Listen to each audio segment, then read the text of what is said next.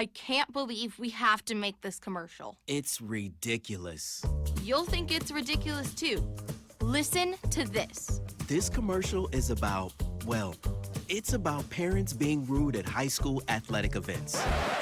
Ridiculous, right? It gets worse. Studies show more than 75% of new high school officials are quitting because of bad adult behavior. So now there's a shortage of refs here in Idaho, in almost all sports. No officials means no more games. Is that what you want for us? Come on, parents. It's time to grow up. Cheer for your team. Be proud of your children. But stop being so ridiculous. And don't make us run another commercial. Because we will. This message presented by the Idaho High School Activities Association and the Idaho Athletic Administrators Association, reminding you to always practice good sportsmanship. Welcome to the Ryerson Family Backyard Games.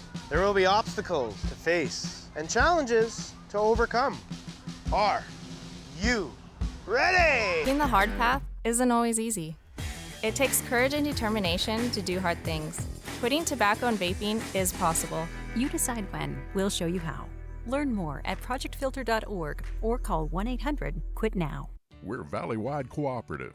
For 100 years, we've been your first choice for residential and commercial propane, fuels, oils, and lubricants. We service HVAC, install water heaters, propane tanks, and accessories. And yes, we'll even deliver right where you need it. Because for us, serving is more than a job, it's a way of life. We are proud to employ your neighbors and to be a cornerstone of your community. We're Valley-wide. Yesterday, today, and tomorrow. We're here for you. Former regional champ and back in training. That's commitment. Ow. Oh, tough start. This is not as easy as it used to be, folks. And she's off, obviously pushing through some pain. Every muscle is begging her to stop. How's she doing this? I'm not even sure she knows. Look at her go. And stop. Come on. And go again. It's literally the home stretch. Whoa. She made it. Feel the elation. What fuels that kind of fire?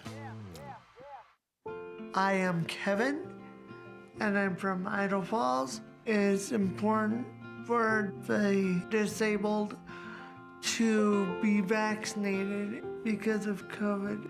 I chose to be vaccinated because I didn't want to be sick or in the hospital.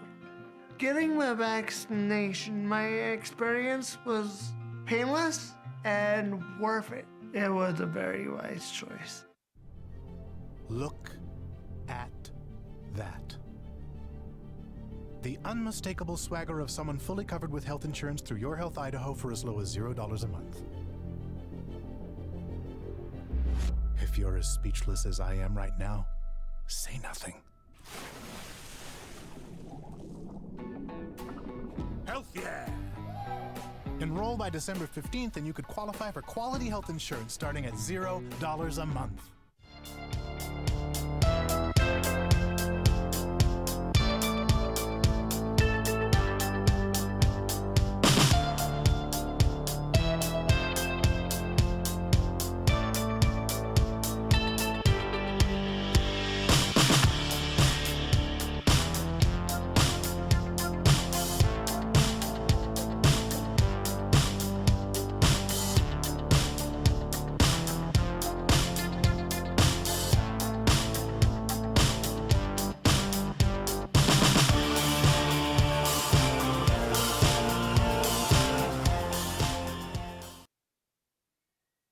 Specializing in orthopedic care, sports medicine, and certified hand therapy, Burley Physical Therapy works closely with you to minimize your pain and maximize your function. We also provide the only in-house aquatic therapy in the Magic Valley. Now proudly partnered with Elite Fitness as a full-service health club, we have the unique ability to continue our hands-on approach between your recovery and customized independent programs. Exclusive to the area, Elite Sports Performance offers the only certified Sports Metrics knee injury prevention program.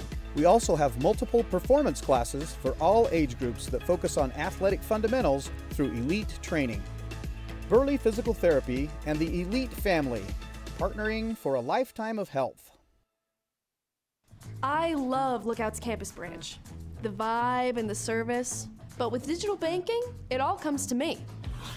My customizable dashboard provides all my information. Accounts, cards. Anything else? I'm good. Bill pay, even my credit score. Gotta go. I mean, you gotta go download this app and upload convenience today.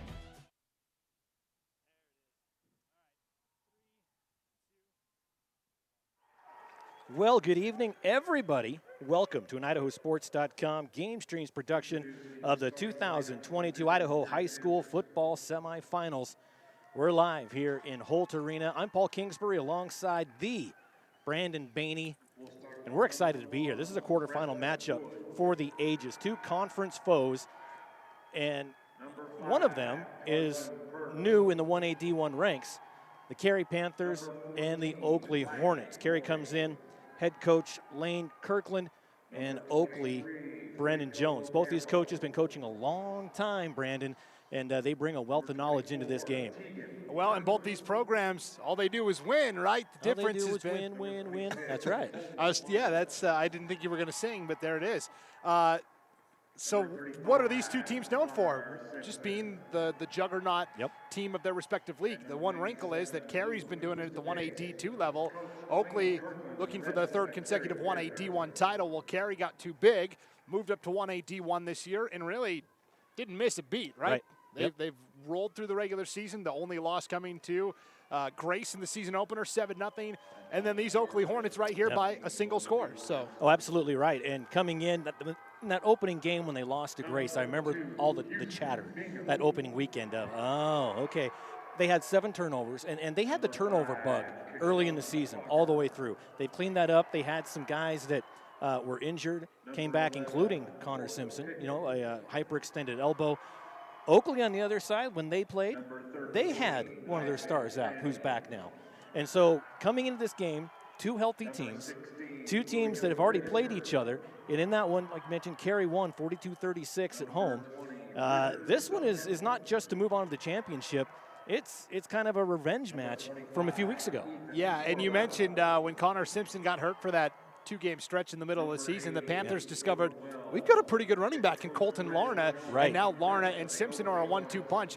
Oakley, you mentioned, has missed their most explosive playmaker, Bryce Severe, almost the entire season. In fact, he came back just at the very end of the regular season, and he's still kind of on a pitch count, but even on a pitch count, Bryce Severe is a really tough guy to contain. So, that first matchup, Oakley won 42-36. It was a classic. Yeah. Well, whoever has the ball last is probably going to be the team that wins. We had kickoff returns for touchdowns. We had interceptions. Oakley got the winning score with 4:55 to play. Houston Bingham scored on a 3-yard touchdown run. Carey got the ball back, threw an incomplete pass on 4th down, and Oakley ran out the clock. And so it was really one of those games that could have gone either way, and I think that's what teams have discovered this year. If you're going to knock Oakley off that perch, and they are the top dog until somebody knocks them off. You've got to be able to match this Hornets offense score for score. That is your only way that you're going to beat Oakley. And Carey almost did it. A couple of other teams have almost done it this year. Kendrick, the only team to be successful at knocking off the Oakley Hornets. Right, and Kendrick is just one of those special teams where they're just incredibly good up and down the board, even though they're young. Very, very good. So here we go, set to kick off. Carey moving left to right in their white uniforms, kicking off to Oakley in their blacks on the right side of the field. Here at Holt Arena, semifinals underway here. And there's the kick by Chris Gamino, and it's fielded at the 5-yard line. Coming this way to the 40, trying to get to the 45, finally brought down just shy of midfield. The return man there, number 20 for Oakley, Bridger Duncan, and we're going to be saying that junior's name a lot tonight. Well, and that's the thing we talked about with these teams. They've got so many dynamic athletes that whether it's a kickoff return, a regular handoff or pass, or even a takeaway on defense, there's a lot of guys that have that home run ability that can make the house call on any play. Oh, you're absolutely right. And the inside of the facility on the turf plays well into both of these teams' offenses as well. So in the shotgun, Porter Pickett, the senior quarterback, has time, throws a quick one, and it's complete at the opposite 45, and he's brought down. And they're going to say down at the 46-yard line. We have a whole plethora of officials here tonight. The referee, Blair Peepo, the umpire, Rick Stowers, line judge, Miles McKelvey, yes, those McKelveys, linesman, Mike Colson, field judge, Don Osler, side judge Chad Wheeler and back judge Travis Goodwin. And a quick run, gain of about 3/4 of a yard. That brings up third down and about 2. Yeah, so Porter Pickett started with a curl route to Bridger Duncan on the outside, then tried a little QB power. And Porter Pickett's a powerful guy. He was a starter on the offensive line for Oakley last year, living out every lineman's dream, making the switch to quarterback in his senior year. You don't hear that a lot. And it's going to be a quarterback keeper across the 45, across the 40, just shy of the 35-yard line, straight up for the quarterback. That moves the chains. First down for Oakley on the quarterback keeper by Pickett. Nice 9-yard gain there by Pickett, and this is what makes this Oakley defense so tough to defend is pick your poison. Which guy do you focus in on? Preston Wood leads this Carey defense with 52 tackles, 4 interceptions. Man in motion, that's Cranny. And it's going to be a quarterback keeper again. Gain of just a couple. It'll be second down at the 35-yard line. Nice stop that time by Carson Perks. Kind of bodied him up, leaned in with the shoulder, and popped him and said, yeah, that's enough. 2-yard gain for Pickett. Carson Perks, one of these seniors that they're going to miss next year. On second down, it's a quick pass. That one thrown way short, intended for Pregitzer. Yeah, it kind of looked like William Pregitzer there turned to the wrong direction. You know, he turned to the outside, whereas Pickett threw it back towards the middle of the field on that curl route. And it skips to the turf, incomplete, 3rd and 8. Bridger Duncan in the backfield with Pickett. On 3rd down, takes a snap. Got the option, throws it back to Duncan. Bridger pushed out of bounds. Gain of about 4 yards, but that's going to bring up 4th and about 4 yards. Well defended again by Carson Perks. Good, solid defense there to basically force Oakley. And kind of curious that they ran that to the short side of the field as well, because then Perks basically used the sideline as the extra defender there. And now we've got a 4th and 4 situation here, Paul. This is going to be really interesting to see what they dial up. You know, that's what I like about the 8-man game is 4th and 4. Yeah, and we go for it. Here we go. The lefty looking to pass. Being rushed, come to the near side, misses the tackle. He's going to run it himself, hurdles a man, and he gets the first down. Pickett runs to the near sideline, jumps right over Preston Wood, and moves the chains for Oakley. Carey just about got there in the backfield. I think it was Nick Versus on that defensive line, and Pickett able to get out of the escape and picks up the first down. Chasing him down. I didn't know if he was going to trip him up or not. Here we go. 1st and 10 from the 25-yard line. Left hash mark. Takes the snap. Hands it off this time to Torabau. And Torabau stood up right at the 25-yard line. Didn't go anywhere. That'll bring up 2nd and 10. 9:30 to go here in the first quarter of play. And this is a Carey defensive line that is undersized compared to Oakley up front, but they've got smaller players on the defensive line. They use that leverage really well to get through the offensive line. In the shotgun again. Pickett looking to throw. At the 20, it's complete and tackled immediately. That was complete to number 13, Isaac Cranny. Gain of about 5 yards, 3rd and 5. Right at the 15-yard line, 8:56 to go first quarter. I want to thank you for joining us here on this early evening game, the first game of the semifinals, the only game. Might be the best one of the weekend, too. Yes, it might. Cranny in the shotgun. Takes it, hands it off. This time gives it to Severe. We talked about him. He cuts back to the left, gets to the 12-yard line, moves the sticks, and it's 1st and 10 from about the 12-yard line. Bryce Severe, just a dangerous runner when he gets the football. Yeah, and you see why he's so dangerous, because he started right and was dead in the water. There were 2 Panthers there. Cuts back against the grain, gets the first down. 2 receivers on the left for Pickett. He's got Severe in the backfield with him. Has the option, gives it to Severe, the 10-yard line where he's brought down, gain of 4. So inside the 10-yard line, it's going to be 2nd and about, well, right at 5. Yeah, and again, it's kind of a pick your poison out there on the option. Pickett actually had a nice fake, and I thought he was going to cut it upfield and probably pick up more yardage, but he decided to pitch it out to Severe instead. From the 9-yard line, 2nd down, 7:54 first quarter. Severe to the left of Pickett. In motion goes Cranny. Takes the snap, throws, cross the middle, caught, complete, it's a touchdown. Bridger Duncan from 9 yards out puts Oakley on the board first here, 6-0. Pickett just stood tall, threw it only where his receiver Duncan could get it, high and outside. Nice slant route over the middle. And at first I thought he might have overthrown it, but Bridger Duncan, such a talented receiver, just reached up, grabbed it, 6'2", 170. You can just kind of throw it up and let him get it. This time, direct snap to Houston Bingham. Senior on the team trying for the 2-point conversion. They're going to get stopped as Houston Bingham tried to run it up the middle. So it's 7:40. Score 6-0. The Hornets strike first over the Panthers in this semifinals matchup. Tonight's game on IdahoSports.com is brought to you by Clark's for Shopping. For over 90 years, Clark's for Shopping has been the place to go in Oakley for all your grocery, produce, dairy, and now hot stuff pizza. From the entire friendly staff at Clark's for Shopping, good luck, Hornets. Tonight's game also brought to you by Northern Stone Supply, always proud to support Oakley athletics. Their roots and experience with natural stone quarrying and distribution comes from over 55 years of doing business internationally. Northern Stone Supply Incorporated has a rock-solid foundation, your guarantee of best quality, selection, price, and service. Good luck at State, boys. Go Hornets from Northern Stone Supply.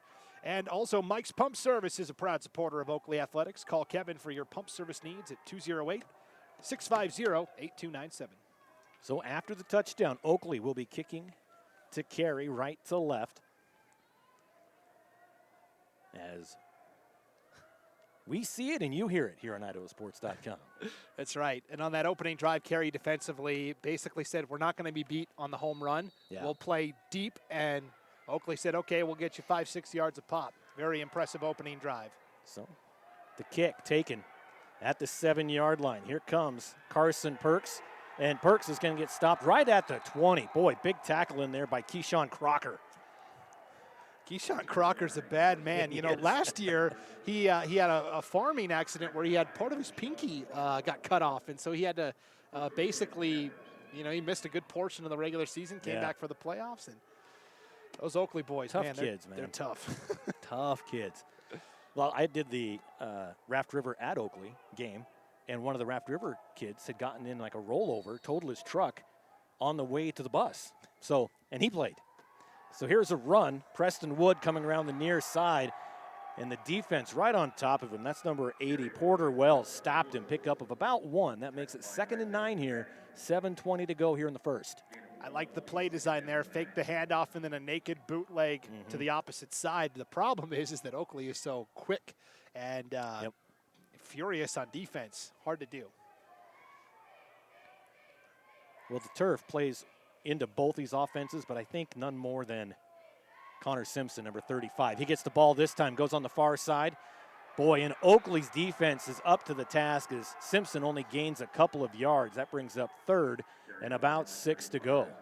Yeah, that was Porter Pickett on the tackle, and that was a direct snap that time to Connor Simpson, so pretty easy to telegraph what's going to happen on this play. And so far, Oakley is being very aggressive. Could Carey maybe run a slower developing play, catch them off guard? We'll have to see. You know, and both these teams know each other. And so there's, you can telegraph, but it's also we're going to do what we're going to do, and it's up to you to stop us. In the shotgun, takes the snap. Overthrown. Are they going to throw a flag? And they do, as the receiver coming out was Connor Simpson and number 16, William Pregitzer. I think he actually tripped on the turf and kind of was almost trying to stabilize himself, but in the process, gave Carey 15 yards. Well, we're not in a courtroom. We're on a football field, so intent doesn't really matter here. That's right. That's right. You're right, though. I think he did kind of get, you know, his feet got caught up in the play, and then he was like trying to hold himself up while also grabbing onto Connor Simpson. And big opportunity for Carey, moves him all the way up to the 35. It does. 1st and 10 from the 35. They give it to Larna, and Larna's going to be tackled by a whole hive of Hornets in the backfield. Loss of 1. Luckily, that forward progress was a generous gift from the officials on that sideline. So that's going to bring up 2nd and 11. Boy, they were all over Larna. Yeah, Porter Pickett again leading the charge defensively. Carey tried the quick snap that time. They got to the line and snapped right away. That might have been to their detriment as Oakley kind of caught Carey out of position there. Two explosive teams that I've been looking forward to this all week. 5:40 to go first quarter, just 6-0 Oakley leads, and there's another flag. And it's going to be false start. A false start on Carey, so that will take them back 5, repeat second down. So 2nd and 16, excuse me.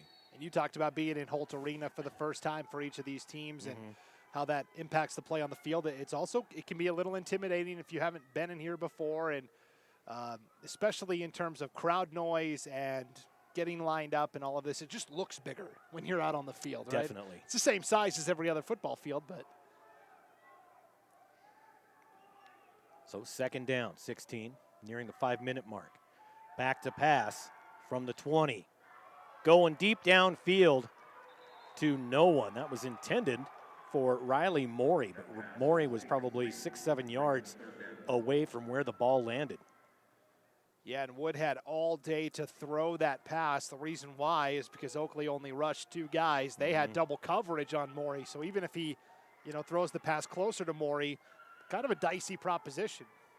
Again, Carey moving left to right on the field. They're at their own 29-yard line, 3rd and 16. 5:08 to go here in the first quarter.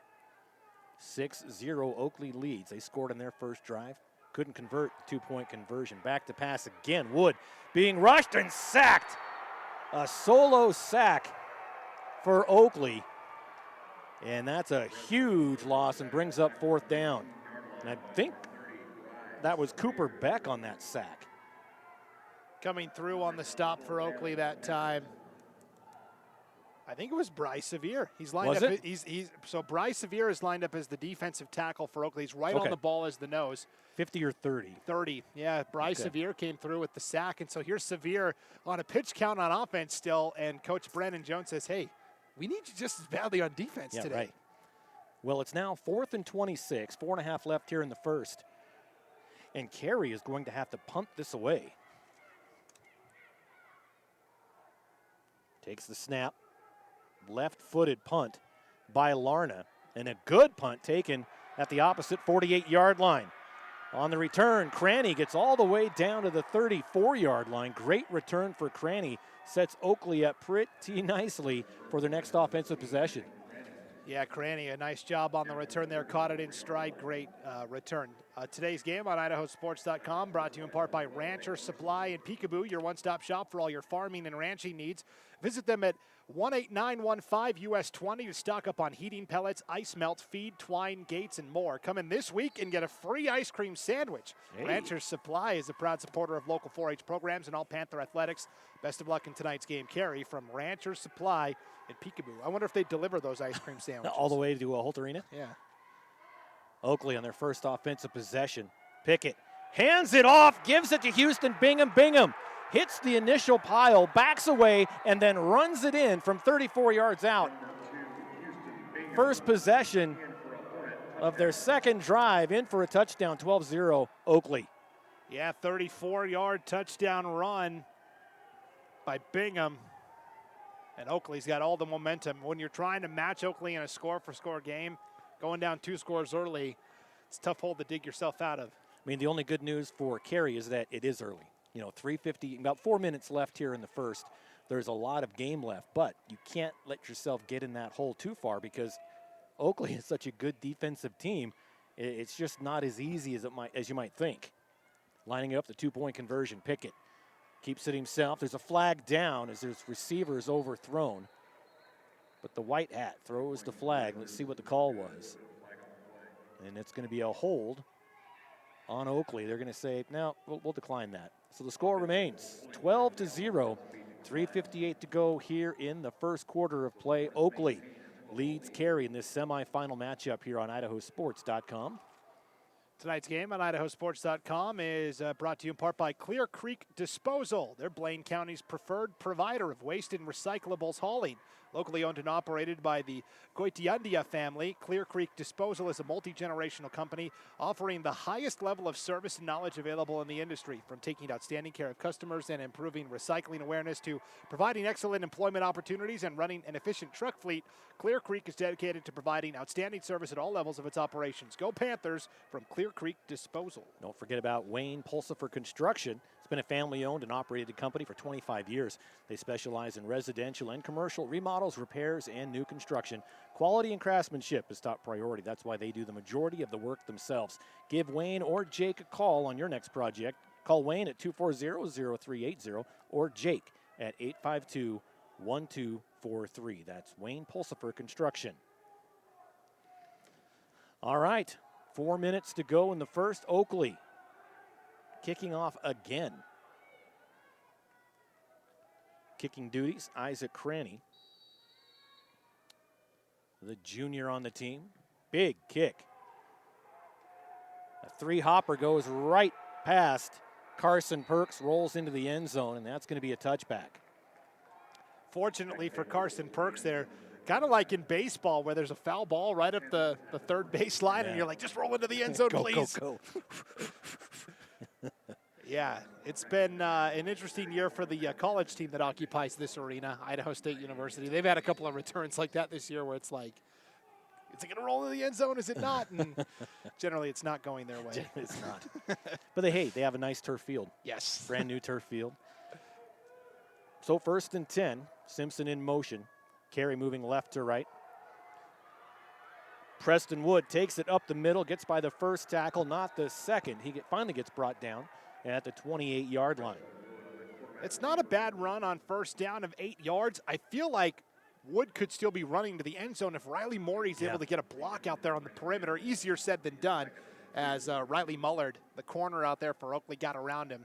But, man, if Morey gets that block, Wood might be dancing in the end zone. Morey's family back home listening is going, listen, Baney, why don't you go down and try it? Yeah, I know, right? 2nd and 2, 3:24 on the clock. Carey moving left to right. There's a pitch going out to Simpson. Simpson going to the far side, cuts up, gets the first down, plus about 5 yards. So that moves the chains for Carey. It'll be 1st and 10 from the 36-yard line. 3:16 on the clock. And more importantly than anything else is Carey needs a drive that takes some time off the clock. They went 3 and out so quickly in their opening drive. They really did. And it was a long punt. It was 4th and 26. Yeah. Not where you really want to be. And the return came up to about the 34-yard line. One play later, done. So another pitch comes to the near side. This time to Larna. Larna gets just across the 40, pickup of 5. That's going to be 2nd and 5. Clock running, 2:45 left here in the first. Yeah, Cranny and Mullard kind of crunched Larna on the stop. He was kind of like a pinball that time, got bounced from one guy to the other. Big weekend of football. We've got all 12 semifinal games here on IdahoSports.com.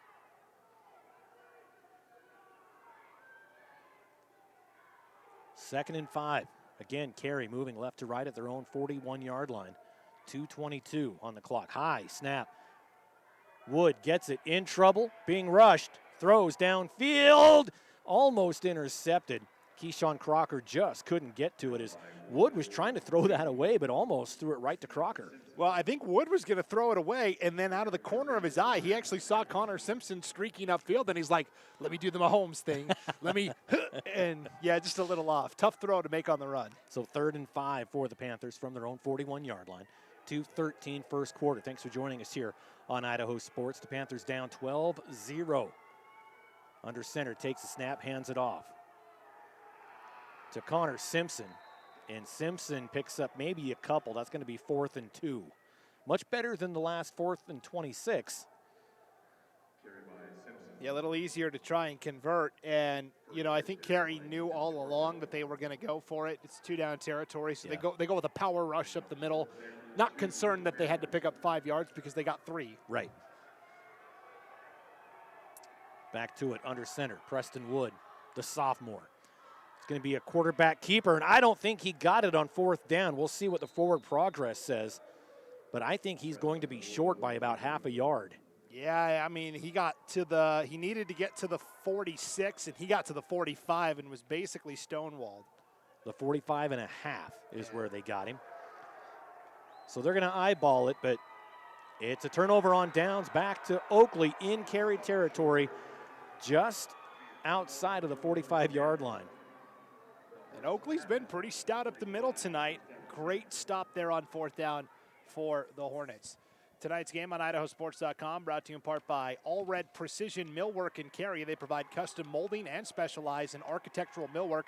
All Red Precision Millwork is proud to support the Carey Panthers and wants to wish them good luck at state this year.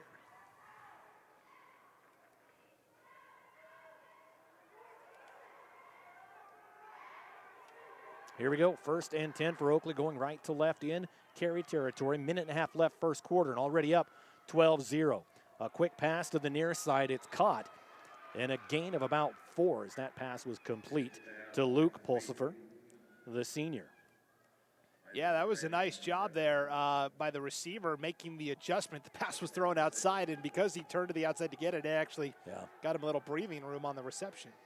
So 2nd and 6, ball on the 42-yard line as we approach the minute mark of this first quarter. Action-packed first quarter. In the shotgun is Pickett. Porter has the option, turns, decides to keep it himself, and by that time there were 3 Panthers ready to bring him down. Yeah, Carey's defended the option really well tonight. They haven't fallen for any of the pump fakes that Porter Pickett's thrown their way. And in fact, that last play lost 2 yards. So clock running, 40 seconds left here in the first. 3rd and 8 now. Porter Pickett in the shotgun. To his left is Bryce Severe. In motion is Cranny coming to the near side. They're going deep. Going deep downfield. Bridger Duncan just can't get it. And on the pass defense was Connor Simpson. And Simpson, 5'4", 160. Duncan, 6'2", 170. Bit of a mismatch out there. Ball just overthrown outside the reach of Duncan. And that was the first home run swing, quote unquote, we've seen Oakley take tonight, trying a deep shot. Carey, for the most part, has said, we're not going to let you beat us deep. We'll play everything in front of us. And you saw right there, despite the height differential that you pointed out, Connor Simpson hung pretty well with Duncan there. Yep. So it looks like Oakley will punt on 4th and 8, 21 seconds left in the first. Cranny set to punt, and a big punt. Fair catch called for by Carson Perks, and it's caught. I think it was the 11-yard line, and the official agrees. So 1st and 10 from the Carey 11-yard line with 13 seconds left here in the first quarter. Tonight's game on IdahoSports.com brought to you in part by AMI Supply. They provide agricultural and industrial equipment and tools for the Burley area. Their friendly staff will help you find the tools you need for any project, and they guarantee you'll be satisfied with their service. Call them today at 208-678-4632 or stop in at 719 Overland Avenue in Burley. Can we guarantee the listeners that they'll be satisfied with our performance tonight? Or I hope so. Okay. I don't know. It's been a rough week for me. I've been getting a lot of feedback from 8-man football fans around the state. And a quick run by Simpson on 1st down. Picks up 2, makes it 2nd and 8 from the 13-yard line. Well, if you wouldn't just, change your picks based on whatever prep cast you're doing, All right, end of the first quarter, 12-0. Oakley taking a 2-score lead here over the Panthers. 1 down, 3 to go here in Holt Arena. Tonight's game on IdahoSports.com is brought to you in part by Oakley Valley Stone. They've been locally owned and operated since 1948. Oakley Valley Stone offers flooring supplies, patio stones, blocks, and tiles, and also provides custom cutting of blocks or stones. Call 208-862-3450 or visit them at 204 West Main Street in Oakley. Oakley Valley Stone is operated by Jim and Dave Birch and proudly supports Oakley athletics. Good luck at state, boys. Tonight's game also brought to you by Franklin Building Supply, a proud sponsor of Oakley Athletics. They make building easy. You can find them at 303 North Overland Avenue in Burley. Go Hornets from Franklin Building Supply. And John's Heating is a family-owned business that has been serving the Wood River Valley since 2001, offering the very best that Lennox has to offer for all your heating and cooling needs. Go Panthers from everyone at John's Heating. Well, most of you know that about, 2-3 games ago, Coach Kirkland announced at the game that he was going to be stepping down after this season, his last season at Carey High School. He came in for his dad. Well, what's interesting, Brandon, is that he started his career 25 years ago at Oakley. Coming in, they were an 11-man program. They were just transitioning into an 8-man program at that time, and he came over, and then he ended up going to Carey, taking over for his dad, and that's where he's been for the last 25 years. But so he started his career at Oakley, and he's hoping he doesn't finish it against Oakley. I mean, when was the last time there wasn't a Kirkland in charge of the Carey Panther program? Reagan? 41 years. Ronald Reagan was probably in the White House, or maybe Jimmy Carter. Yeah, the Carter administration. Oh, no, it might have been. See, I can't do math. See, I think it would be Reagan. As usual, I was right. As usual, per usual. Here we go. Coming right to left now as they switch ends of the field here in the second quarter. 3rd and 4. A run up the middle. Simpson breaks free. Up the sideline he goes, and finally pushed out of bounds right at their own 43-yard line. What a run by Connor Simpson. 28 yards for Connor Simpson on the run, and that's, if he can break it outside, it might be game over. I mean, you saw the explosiveness there, and they're going to mark him back out at the 42. I thought he was up a little further, so not quite 28 yards, but still a great run. Yeah. So 1st and 10, 11-14 to go here in the second. Under center, takes the snap. Preston Wood has time. Now he doesn't. Pocket collapses on him, tries to make it back to the line of scrimmage. He does, breaks free. Almost a first down. Preston Wood making something out of nothing as that Oakley defense came through, and he just went right up the middle, makes it 2nd and 1. Yeah, Preston Wood, the young sophomore, has really taken control of not just this Carey offense, but the team. Yes. The coaches tell you he's not afraid to hold the upperclassmen accountable on the field. That's exactly right. You want that from your quarterback, but getting it from a sophomore can be tricky. Larna gets the ball up the middle, gets the first down at the 41-yard line. 1st and 10 for the Panthers. One guy that Carey's really happy to have back is McCoy Brown. There on the line. Big guy, a senior, 6'2", 295. The guy can plug up holes and really does a great job on the line. He was out for a bit of the season, but he's back now and healthy. Hand off to Larna again, and he gets pushed back. No gain with forward progress. That brings up 2nd and 10, 10-17 to go here in the first half. Yeah, and you talked about how both of these teams have overcome injuries to key players this year, and it really further illustrates how delicate the 8-man game is, because you lose 1 or 2 guys, you could be a drastically different team. Yes. Yeah, absolutely. I mean, you notice that Oakley's got a pretty big sideline. Carey doesn't. I mean, it's quite a not bad, but there's not a lot of the guys to go to. As Larna gets it for the 3rd time in a row, gain of about 7 yards. It'll be 3rd and 3 from the 34-yard line. 9:42 clock's running here in the second quarter. Yeah, nice little curl route by Colton Larna that time. Sat in the soft spot of the defense, and the first completed pass tonight as well for Preston Wood.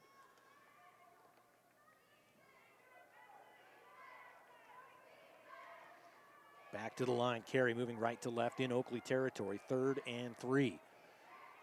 Takes the snap, and he's going to run it himself. Right up the middle, gets the first down and more. Finally brought down inside the 25 at about the 23. Nice run for the quarterback. Yeah, about a 10-yard gain there for Preston Wood, and it was a high snap, and he saw something in the defense right away because he was like out of a cannon. Yep. And that's a good read by Wood, the sophomore, to go right up the middle. And I'm not sure that was what plan A was on that play. He landed, and immediately you just saw that little bit of a hitch. Like, oh my gosh, there's no defenders there. So the option goes to, not the option, but the pass goes to the outside to Simpson. And Simpson will be a couple of yards short of the first down. Brings up 2nd and 2 from the 17-yard line. A little sidearm action that time from Preston Wood. Drop that elbow and... Well, you've mentioned Mahomes a couple times now, so everybody's getting in on it. And now Wood in a little bit of a rhythm. 7 yards to Larna, 7 yards to Simpson. Getting into a rhythm with these Panther backs. 2nd and 3 for Carey. Under center is Wood.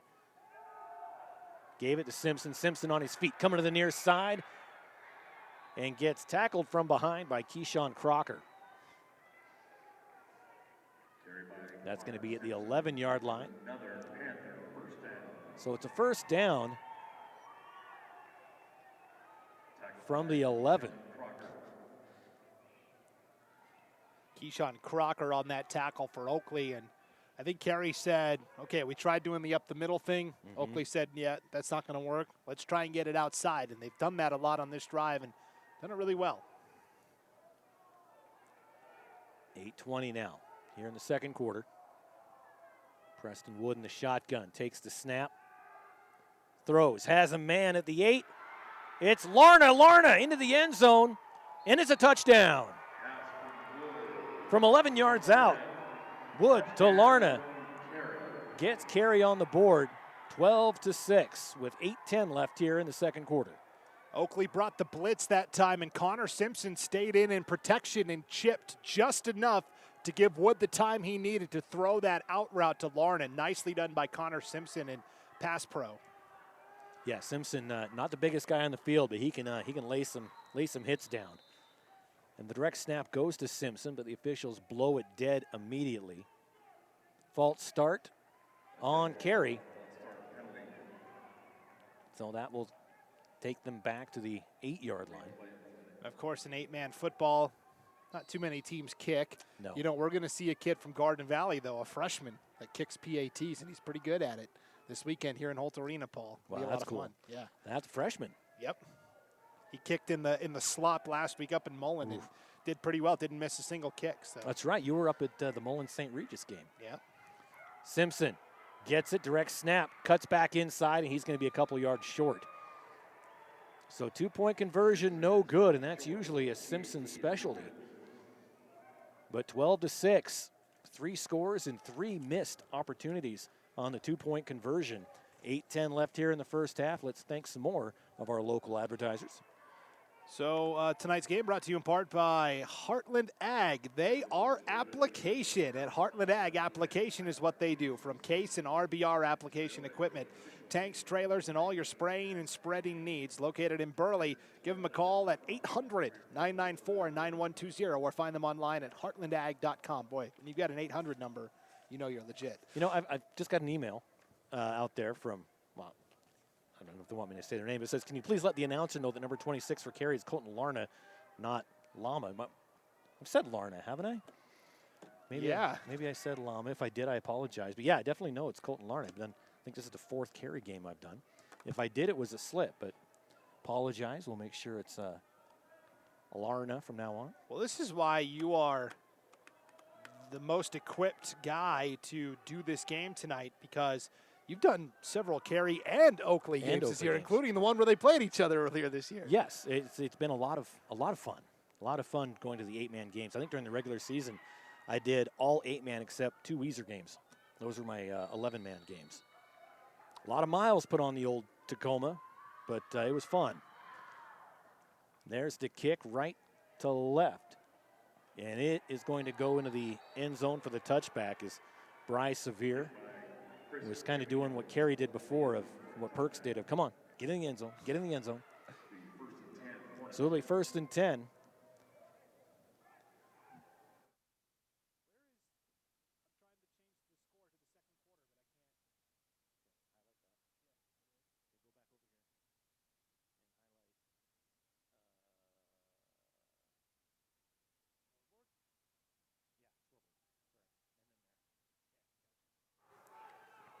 All right, 1st and 10 for Oakley.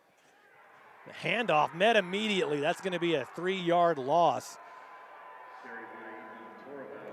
Torabao, the ball carrier.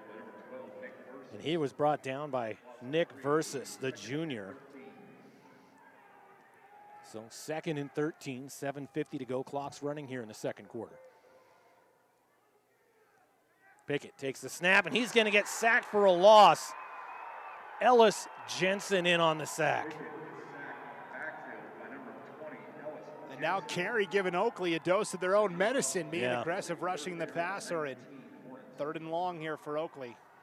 And Ellis Jensen, the 5'7", 150 senior, just broke through everybody. Kind of surprised Pickett, didn't give him a chance to really scramble at all and brought him down. 3rd and 19 for the Hornets, 7:15 to go, second quarter. And dangerous spot for Oakley as well. Back at their own 10-yard line. Where Pickett is standing is the 5, so. And we've seen some high snaps tonight. Yes. So third down. Cranny goes in motion. There's the snap. Good snap. They're going deep. Has a man open downfield. Duncan was wide open, couldn't bring it in. Nice pass defense put on by A.J. Black, the sophomore.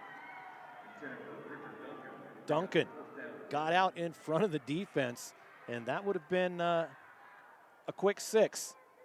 So I think what happened there was, you're right, Duncan got the step on Black defensively, but Black is pretty much the same height as Duncan, and I don't think Duncan saw the ball coming because Black was blocking his line of sight until it was boom right there, and that caused him to bobble it and drop it. But either way, missed opportunity for the Hornets.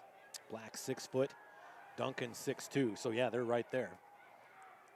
So on fourth down, they're going to punt. Cranny from his goal line lands at the 40, bounces to Perks at the 46. Perks coming down the near side, cuts up, and then just goes out of bounds at about the 23. So 46 to the 23 on the return. Carey set up pretty nicely here after that punt from inside the 1-yard line. Tonight's game on IdahoSports.com brought to you in part by M&J Motors in Carey, your place to go for all of your car care needs. Serving the Carey community for over 34 years. They're locally owned and can help you get back on the road again. If your car isn't running, and it should, bring it on over and let the folks at M&J Motors take care of the rest. From parts to service, they do it all. M&J Motors is a proud supporter of the Carey Panthers. We're going to take a quick break with the Oakley timeout. 6:43 to go, second quarter. The Hornets lead the Panthers 12-6. We'll be back on IdahoSports.com.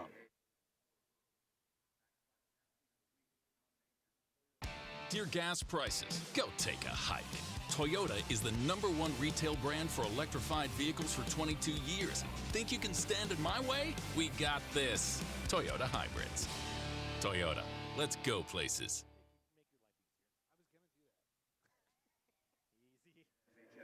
All right, welcome back. Take it there.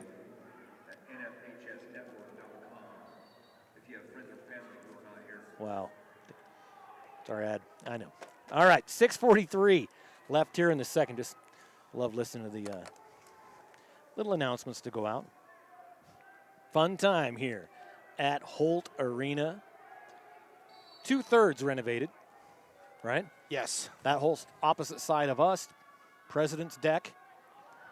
Larna, nice spin move, gets, well, would have been a 3-yard loss with the spin move, turns into a 1-yard loss, so 2nd and 11. Yeah, Torbow just able to get through that defensive line. And this is an important drive for Carey, down 12-6, 6:20 to go before halftime. Not because they've got a chance to tie it up here, but because they're not going to have better field position. After the punt return by Carson Perks, they're starting at the 24-yard line of Oakley. In the shotgun. Backs to the left and right, gives it to Simpson. Simpson gets the down marker back inside the sticks. That's going to bring up 3rd and 8 for Carey from the Oakley 21-yard line. 5:50 to go in the second quarter. Obvious 4-down territory here for Carey, so you don't have to pick up all 8 yards on this one play. Yeah, that's very true. And they can, but they don't have to think about it that way. They can pick up that 5 yards, and then with a 4th and 2, 4th and 3, but scrambling. Preston Wood wants to throw, has a man wide open in the end zone, caught complete to Connor Simpson from 21 yards out. They didn't have to go for the first down, but they went ahead and went for the touchdown instead.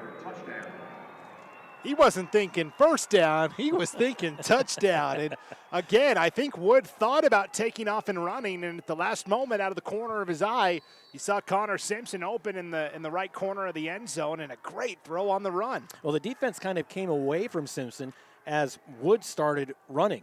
Once he started running, the defense kind of sucked back up on him, leaving Simpson wide open. 2-point conversion on the way, and boy, he is in trouble. That's Perks. Perks throws to the end zone, and it's caught, but by Bry Sevier. So 5:24 left. We've got 4 touchdowns made by 4 different guys, and 2-point conversions have not been found here in the first half. Tied up 12 apiece here in the first half, 5:24 to go. Tonight's game on IdahoSports.com brought to you in part by Valley Tile and Floor in Haley, locally owned for 20 years. Let the experts at Valley Tile and Floor in Haley help you find the best flooring solution for your residential or commercial property. From carpet and cork to hardwood and marmoleum, the team at Valley Tile and Floor provides the best premium flooring options and installation services. Don't let flooring cost you a fortune. Start planning your next project and request a free estimate today by calling Barbara at 208-788-4840 or visit them online at valleytileandfloor.com. Valley Tile and Floor proudly supports Carey Athletics and wants to give a special shout out to the guy who just threw that touchdown, number 1, Preston Wood, in tonight's game. Well, thank you to all of our local sponsors making this webcast possible. You know, it makes sense that a flooring company and tile would want to give a shout out to the guy named Wood, right? I see what you did there. Very nice. It wasn't me, it was them. They did it. Clever. All right. Basically, the scoreboard back at zeros. All tied up 12 apiece, 5:24. Carey kicking to Oakley, right to left. Again, that's Gamino with the kick and the return by Duncan. Still on his feet. Finally pushed out of bounds just inside the 50-yard line. And a great return for Oakley. That sets them up at about the 47-yard line. Yeah, Carey may want to rethink how they're handling kickoffs because that's 2 times now that Duncan has taken it to basically midfield. Very elusive return man. Well, that goes back to something I said in the first, where you know what they're going to do. It's up to you to try and stop them. And stopping a Bridger Duncan with a full head of steam, you know, you can rethink how you're going to handle that kickoff, but basically it's we need to stop Bridger Duncan. And that's the problem for Carey right now is Bridger Duncan. He's big and he's fast. I mean, I'd kick it out of bounds. You're still gonna, it's going to be way further back. And there's a pass on first down. Gets it into Carey territory at the 49 or 51-yard line, depending on which way you're going. Nice little 4-yard pitch and catch to Isaac Cranny. That's now 3 receptions for Cranny on the night. He's quietly been a key guy that Pickett's looking for. And Cranny's one of those names from Oakley that we've been calling for, you know, the last 47 years. I mean, it's just been a long time. Yeah, Cranny Farms, a proud supporter of Oakley Athletics. Want to wish the boys good luck at state this weekend. Go Hornets from Cranny Farms. Bedkeys is another Oakley name. Back to pass. Pickett, that's caught complete. Nice spin move, gets the first down for Oakley at the 42-yard line. That moves the chains. I don't know what the over/under was in Vegas for this game, but I'm guessing as we go along, as fatigue starts kicking in, because these guys are playing both ways. Right. So as fatigue starts kicking in, I think we're going to see a few long touchdowns, more than we saw here in the first half. We'll see. Both teams really having to work at it. Pickett with the option, kicks it out to Houston Bingham. Bingham runs, picks up about 5 yards, gets to the 36-yard line, 37, excuse me, as we near the 4-minute mark of the first half. Yeah, well, Carson Perks made first contact around the 39, and then like the old blocking dummy. Yeah. You know, nice job pushing him downfield by Bingham that time. So 2nd and 5 from the 37, 3:50 on the clock, second quarter, all tied up, 12 apiece in this semifinal game. Championships next week. They fake the handoff, throw downfield. He slides to catch it at the 24-yard line. Nice reception. And that was Pregitzer with the catch. I thought it was going to be the option, either handoff or him run. Then all of a sudden, he goes to the third option and throws. Well, Tim Tebow special there, just over the top of the defense. Pregitzer for a gain of 14. Nicely done. Yes. Pickett with him in the backfield is Torbow to his left. There's the option. Pickett, he can take it himself. He runs and just lowers his head and barrels over the defense inside the 20-yard line. And again, that's Carson Perks, the guy who's there. He's like, hey, you know, you can run it at other people besides me. He came in like a wrecking ball. Yeah, Perks is coming back, hands on his hips, readjusts his helmet a little bit. Pickett, some last-minute instructions to his line. And again, he's got Torbow set to block a pass. Boy, that's the third or fourth pass we've seen that's been left short. That was intended for Bridger Duncan, came across the middle, was open. He just threw it at his toes. Yeah, and that's a thing where when Pickett takes a snap, he stands tall, statuesque almost. And, you would think as he's coming out high, and maybe it's already sloping down as he throws it downfield. So 3rd and 5. From the 19, Pickett back to pass, throws. Again, gets away, and that's Torabao. Gets away from his defender, Riley Morey. But it looks like number 11 was in there, A.J. Black, to save the touchdown. So it's 1st and goal from the 8-yard line for Oakley. 2.5 left here in the first. Oakley looking to go up before they head into the locker rooms. Torabao to the right of Pickett in the shotgun. 2 receivers to the left. And quarterback and back run into each other. And they lose a yard. They'll bring up 2nd and goal from the 9. Yeah, I think the option play was a good call. The problem was Ellis Jensen of Carey was in the backfield gumming up the works. Yep, Ellis Jensen kind of came in the middle and said, hey, what's up, guys? Same set. They give it to Torabao up the middle to the 4-yard line, or 11-yard line.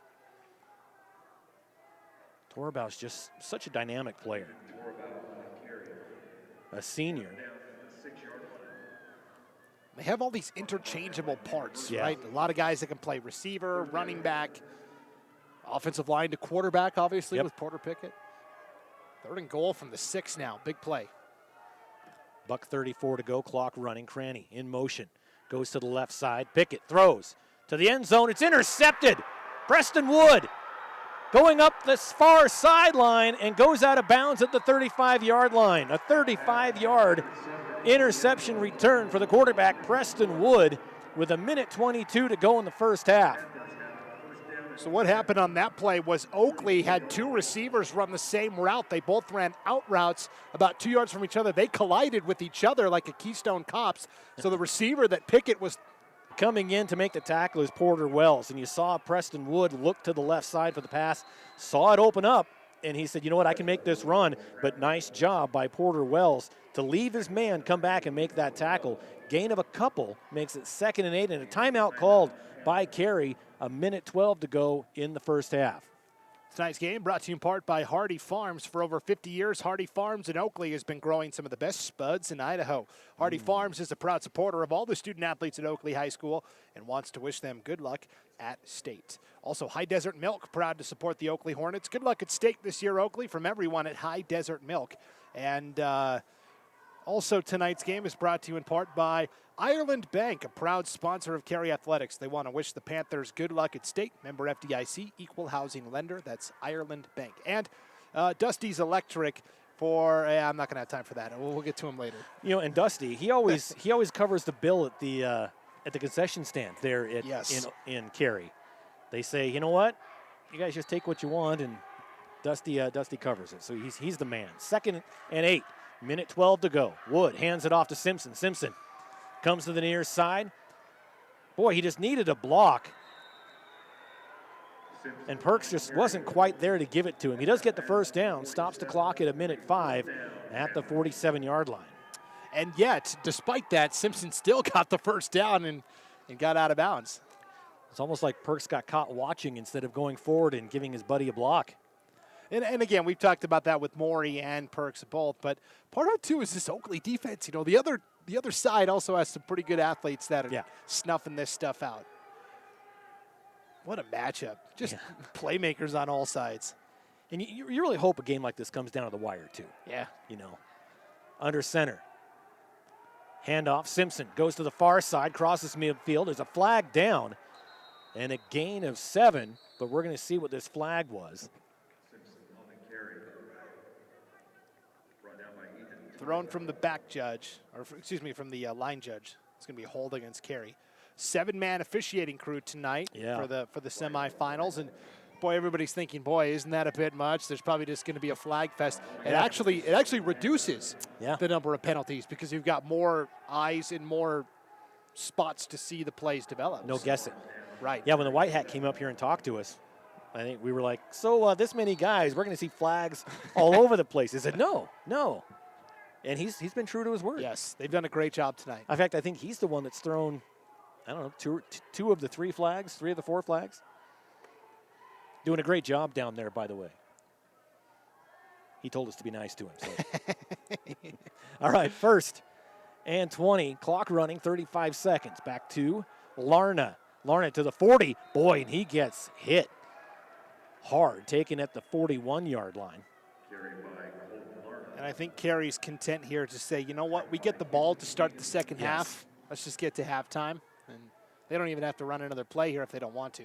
Let's see what they do as they're looking at the sidelines. And 13 seconds. Yeah, they're just going to let it wind down. Well, before we hit the half, we'll thank our last two sponsors here. Dusty's Electric. For quality and affordable electrical repair and services in Carey, call Dusty's Electric. From pivots, generators, and pumps to making sure your home or office is wired and running smoothly, Dusty's Electric offers 24-hour service. Let owner Dusty Simpson and his many years of professional experience show you why Dusty's Electric is worth the call. Hit them up at 208-721-2088 today. Dusty's Electric is a proud supporter of Carey Athletics and wants to wish the Panthers good luck at state. And Wybanga Dairy is a proud supporter of Oakley Athletics, wants to wish them good luck at state. Go Hornets from Wybanga Dairy. Officials have not left the field yet. Coach Jones is down there having a bit of a powwow with 4 of the 7 officials. Just saying, hey, can you watch this? Can you watch that? And they said, yes, sir, we will. It's exactly how that comes. You know, are you a professional lip reader, Paul? That was spot on what was said. Guarantee that's exactly pretty darn close to what was said. Yeah. Well, here we are at halftime of the opening game of the semifinals. Only game in town in the state tonight. Yeah, and here we are covering the game, and the first of 12 semifinal broadcasts on IdahoSports.com. We talked about it. This is a personal, pride point of mine. In the first round, we covered, 85% of the games, and same with the quarterfinals last week. And here we're covering 100% of the games the rest of the way with broadcasters that have followed these teams all year long. We know the players, we know the coaches, we know the storylines. We've covered these teams and athletes all season long, and it's just that local hometown touch that we bring. And it's always a personal point of pride of mine in the company. So. Well, and I appreciate that. You've been around here for 2.5 years, thereabouts. I've been around for 25-ish years, and everybody involved. I mean, from the newest guys to the oldest guys, it's we don't do it for the money. We do it because we want to do it. It's fun. It's covering the kids, and gosh, there's a lot worse things we could be doing on a Thursday night at 7 o'clock. That's right. I mean, if you're not here at this game, I got to ask, what are you doing? Yeah, you should be here. But if you're not here, if you just couldn't, we're very glad that you're joining us here. But going back to something you just said, we know kind of the storylines. One thing that I was talking about, Lane Kirkland stepping down at the end of this season.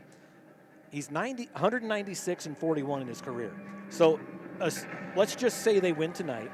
Let's say they win next week. That's 198. He's 2 games away from 200. Does he come back for 2 games, next year just to get that 200? But, he took over for his dad, it was funny, I was talking to him down on the field, and he said, yeah, my dad is up there watching. And he said, just there, not up there. He's in the stands, You're right. not straight up. And he said, between the two, 315 wins combined. Yeah. In 41 years of coaching between the two. So, taking over for your dad, that's always a big shoes to fill. He's done it nicely there. I know he's, going to be missed there at Carey. He's always been great to work with, as well as Coach Brennan. I mean, I like both of these programs, and it's always been fun over the years whether it's Dietrich or a Garden Valley or up north where it's Prairie, whatever the case may be up there. We've gotten to know these teams. We get, the coaches, and we can text and say, hey, guys, how's it going? Cool, how's it going? Butte County, same thing. So it's always fun to reconnect with friends when you come to games like this, and it's just a lot of fun. Yeah, the joke is that Tegan Kirkland, right, senior on this year's team. Okay, you're going to graduate, and then you're taking the whistle. You're the next guy in the Kirkland coaching dynasty. You mentioned the 2 wins shy of, what was it, 300? 200? 200. If he wins tonight, if he wins next week. Yeah, and I think coaches just don't get wrapped up in the numbers like we in the media do. I asked him, and he was like, I was like, what's your overall record? I said, do you know? And he's like, yeah. Yeah. He wasn't like, yes, I do. And here it was like, yeah. And then he looked at me, and I'm like, can you tell me? I mean, I had to put him in a headlock and give him a noogie just to give it to me.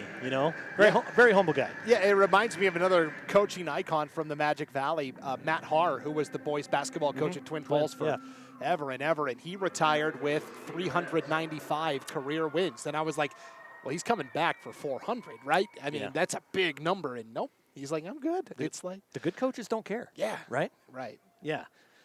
Well, it is halftime. Just watch the Oakley dancers there at midfield on this beautiful new turf here at Holt Arena. We're going to take a break and be back with our halftime show and more. You're listening to the 2022 1A D1 semifinals on IdahoSports.com. Ads like this keep popping up, but I see through the hype because those vape clouds people claim are just water vapor contain as many as 31 different chemicals, like formaldehyde, the stuff they preserve dead bodies with.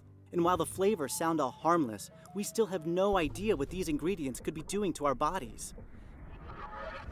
But I already see vaping for exactly what it is.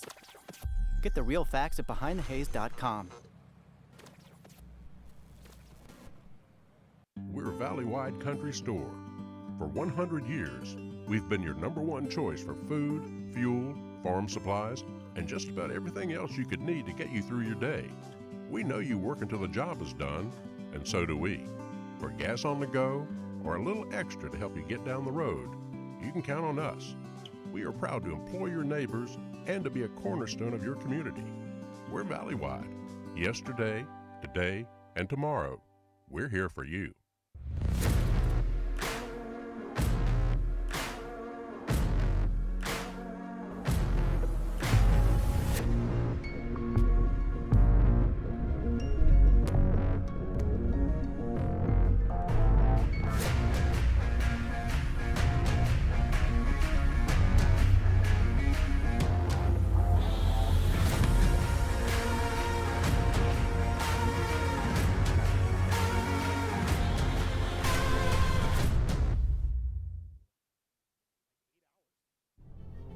Look at that.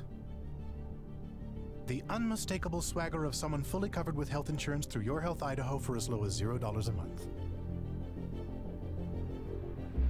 If you're as speechless as I am right now, say nothing. Health yeah! Enroll by December 15th and you could qualify for quality health insurance starting at $0 a month. Hello? I was in an accident. Are you okay? Yeah, I'm fine. I have my seatbelt on. I'm Jen Migalki-Seiler, and I'm from Moscow.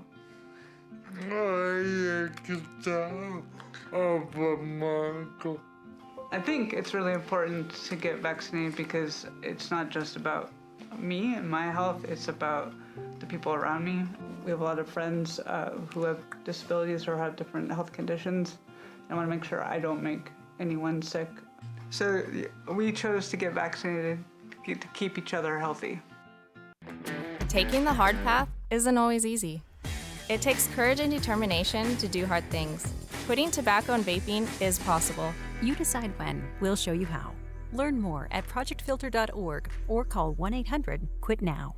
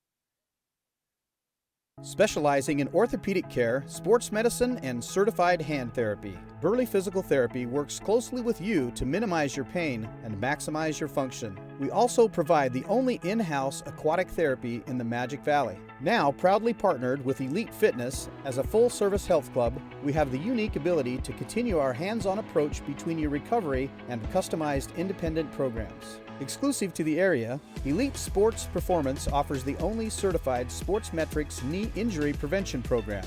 We also have multiple performance classes for all age groups that focus on athletic fundamentals through elite training. Burley Physical Therapy and the Elite family, partnering for a lifetime of health. I love Lookout's campus branch. The vibe and the service. But with digital banking, it all comes to me. My customizable dashboard provides all my information. Accounts, cards. Anything else? I'm good. Bill pay, even my credit score. Gotta go. You gotta go download this app and upload convenience today. All right, welcome back. It's halftime here at Holt Arena. 5.5 left until we see the second half kickoff. Our score all tied up, 12 apiece. Brandon, tell us how we got there. So it started with Oakley receiving the ball and on their very first drive, marching down the field. And really it was 5 yards here, 6 yards there. Just kind of dinked and dunked their way down the field. The drive culminated in a 9-yard touchdown pass from Porter Pickett to Bridger Duncan in a theme that's become all too familiar for both sides. The two-point conversion, no good. Yeah. 6-0 with 7:40 to play, opening quarter for Oakley. Carey gets the ball in their opening drive, and they do nothing but go backwards. There's a penalty, a sack, and they have to punt.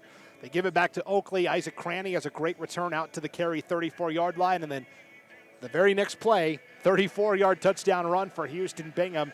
And a 12-0 Oakley lead at the end of the first quarter. So you're thinking, oh boy, Carey might be in trouble here. Well, The Panthers get the ball at the very end of the first quarter, and they bridge the gap to the second quarter, have a long time-consuming drive that is capped off on an 11-yard touchdown pass from Preston Wood to Colton Larna.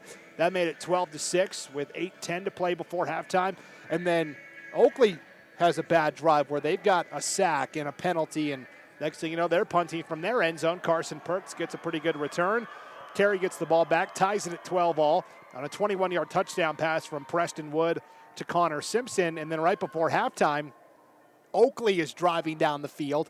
They've got the ball around the 6-yard line.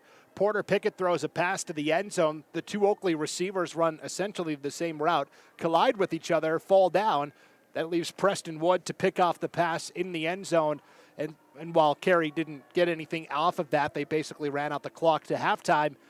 It did stop an Oakley drive where they were inside the 10, so that takeaway was huge, and that is the only takeaway so far on either side. You want me to give you the first half stats as well? I tried to keep, it's not 100% accurate. It's what we call Bainey math, but it's pretty darn close.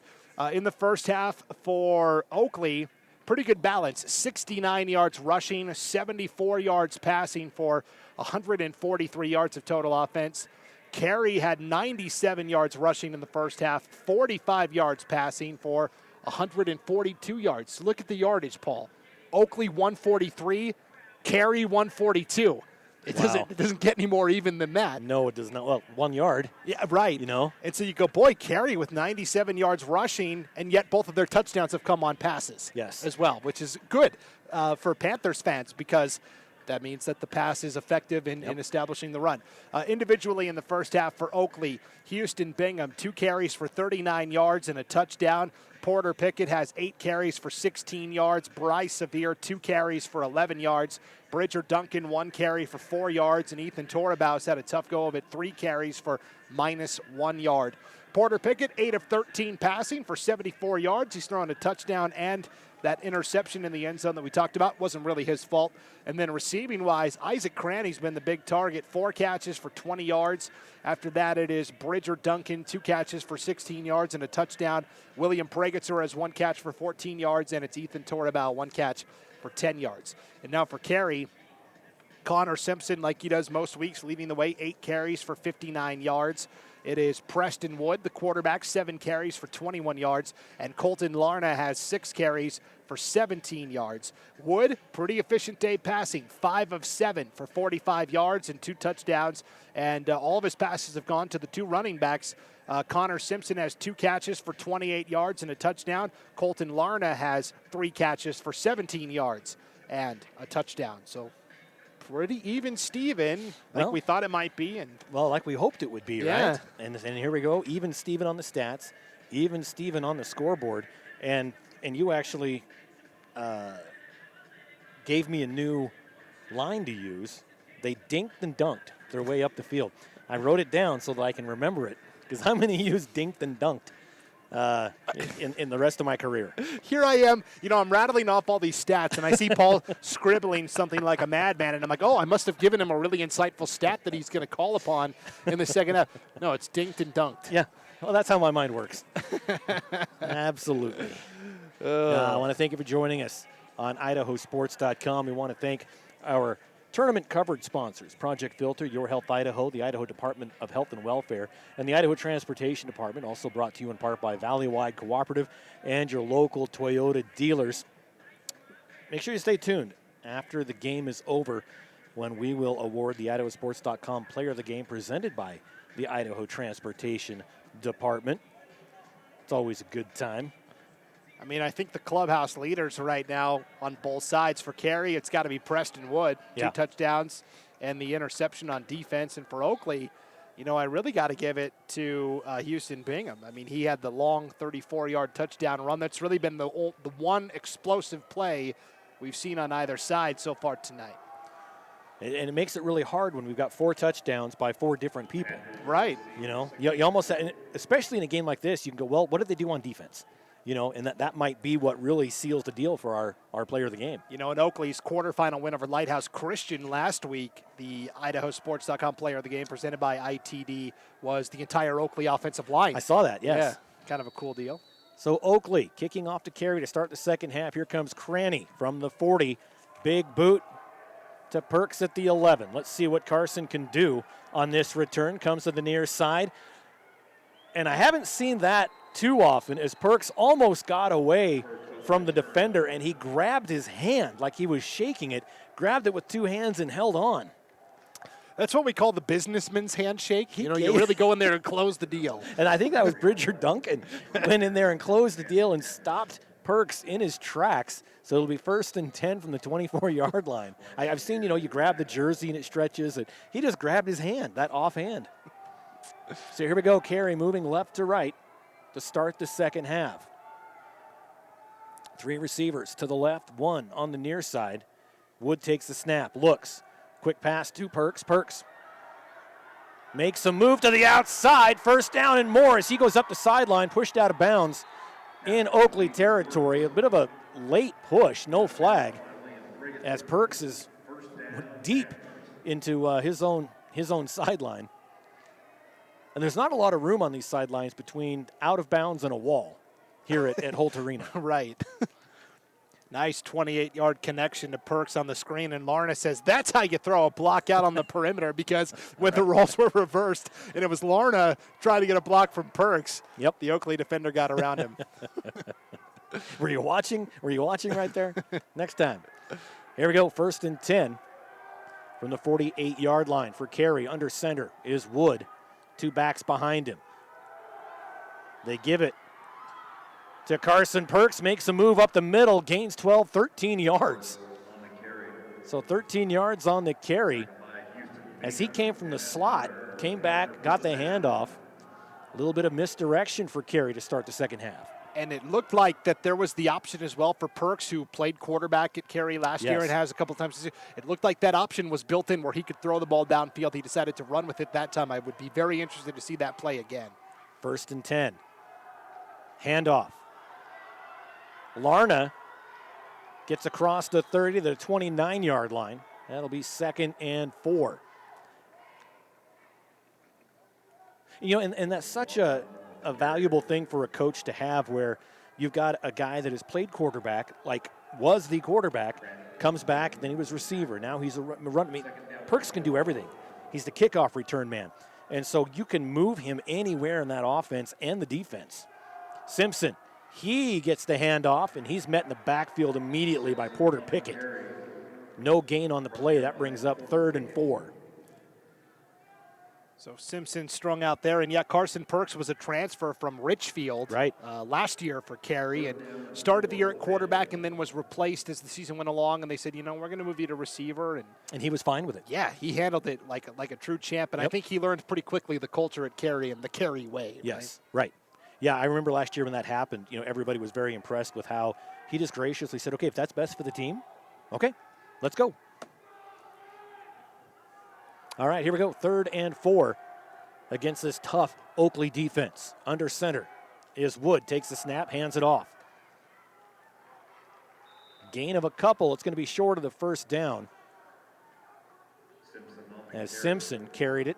4th and 1 for Carey. Yeah, Cooper Beck did a great job on that Oakley defensive line that time, strong-arming the Panther blocker in front of him, and that's what bottled up Simpson. I was looking at the Oakley student section over here during halftime. They've all got great big signs, and one of them said, Cooper is a beast. And he really is. No lie. Another handoff. That's going to be close to a first down. But it's close to being short. All depends on the spot and the forward progress, because on that second burst, he got pushed back. Simpson did. It all depends on where they put it. And so the nose of the football is on the 25-yard line. The first down marker is on the 25. They give him the first down. And weirdly enough, half the crowd liked the call and half the crowd booed. Weird. Yeah, weird how that works. 9.5 left here, 3rd quarter. Carey ekes out a first down. 1st and 10 from the Oakley 25. Turns, pitches it. Gives it to Larna. And Larna's going to get dropped right at the line of scrimmage. So a lot of running for no gain. Yeah, Bridger Duncan chasing him down from the back line of the defense, right? He's the safety and came all the way across the field to make that tackle. Nicely done by Bridger Duncan. And they're going to say he got a yard. So 2nd and 9. Carey moving left to right. They're in Oakley territory at the 24-yard line. Just under 9 to play here in the 3rd quarter.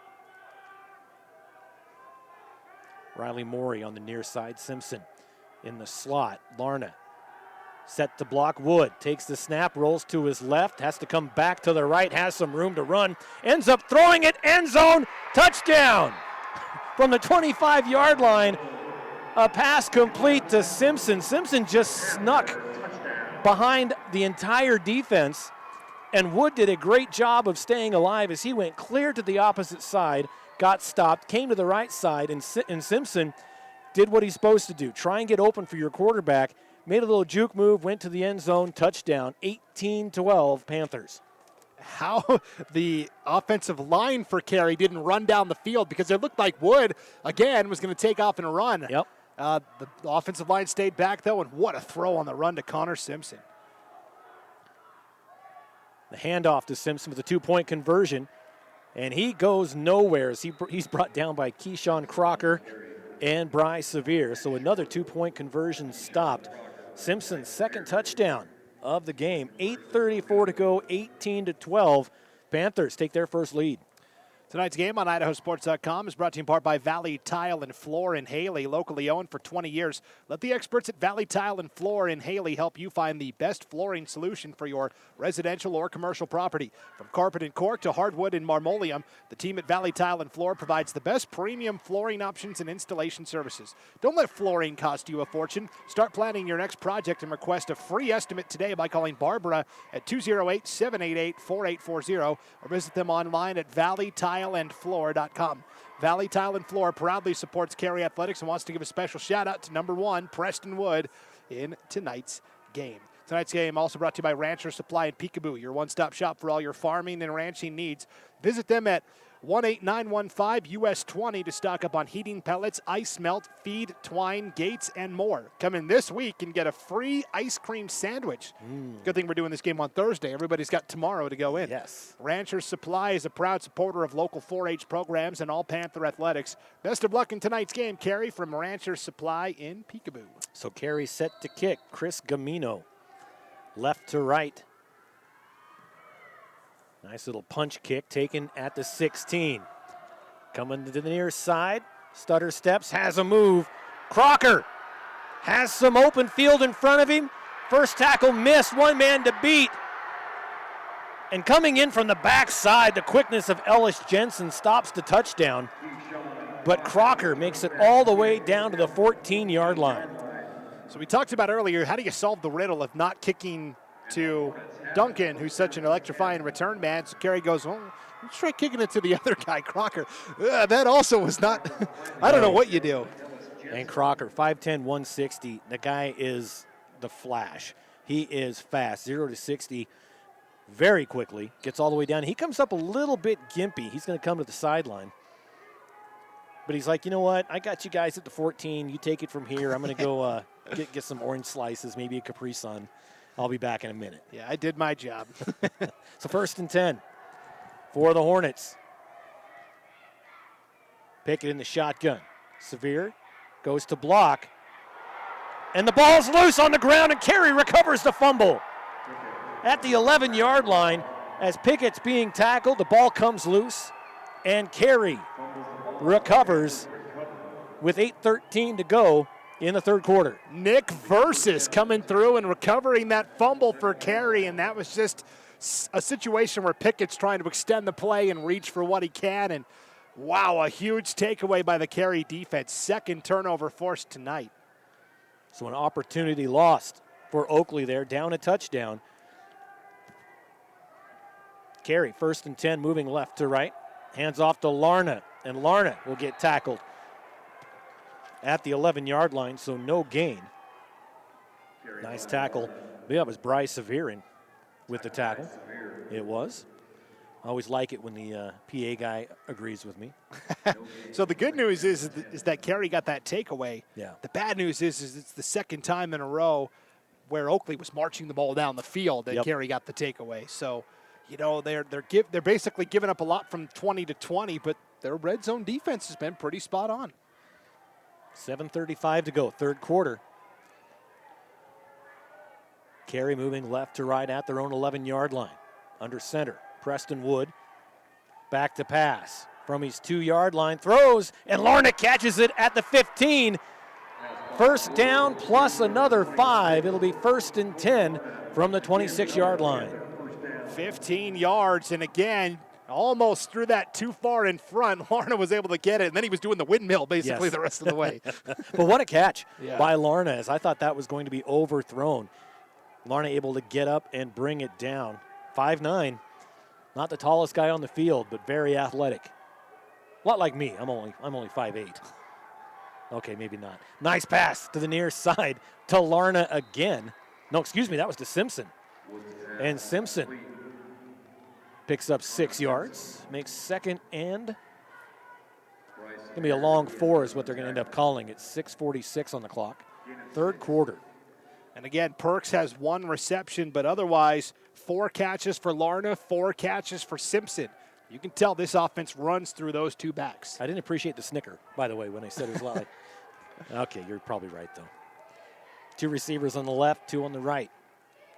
Quick pass given to Perks. Perks trying to juke his way out of it, but he's not going to, and he's going to get taken down. I think the forward progress has him losing only a yard. Actually, they're going to put it right back at the line of scrimmage. You know, tis the season, right? They felt, boy, Carson Perks has just been on the, he's been in on a lot of physical plays tonight. He's going to need an ice bath after this one. I was flipping through my satellite radio on the drive here. You know, it's a 3-hour drive. I'm just flipping through, and there's like 3 stations in a row with Christmas songs. Yeah. I'm like, what is this? Here we go, 3rd and 4, 5:44 on the clock. Under center, Wood. Takes the snap, hands it off. Simpson lowers his head and stays on his feet somehow. I thought he was down at the 35. He gets all the way to the 40. A 1st down plus 4. Goodness. It's like he mastered the art of teleportation because he was swarmed up and then bloop, just appeared 5 yards downfield. Nice 8-yard run for Connor Simpson. 1st and 10 from the 40, 5:24. Clock running here in the 3rd. Putting three receivers to the right of Wood. In the shotgun, takes the snap, looks. Quick pass to Riley Morey. And Morey able to pick up 4 yards. And again, Carey just moving the ball down the field a little bit at a time, but they're taking a lot of time off the clock. I'd be curious to see what the time of possession is for this third quarter. Oakley's had the ball for about, 40 seconds? Yeah. Yeah. Yeah, Torabau in with the tackle.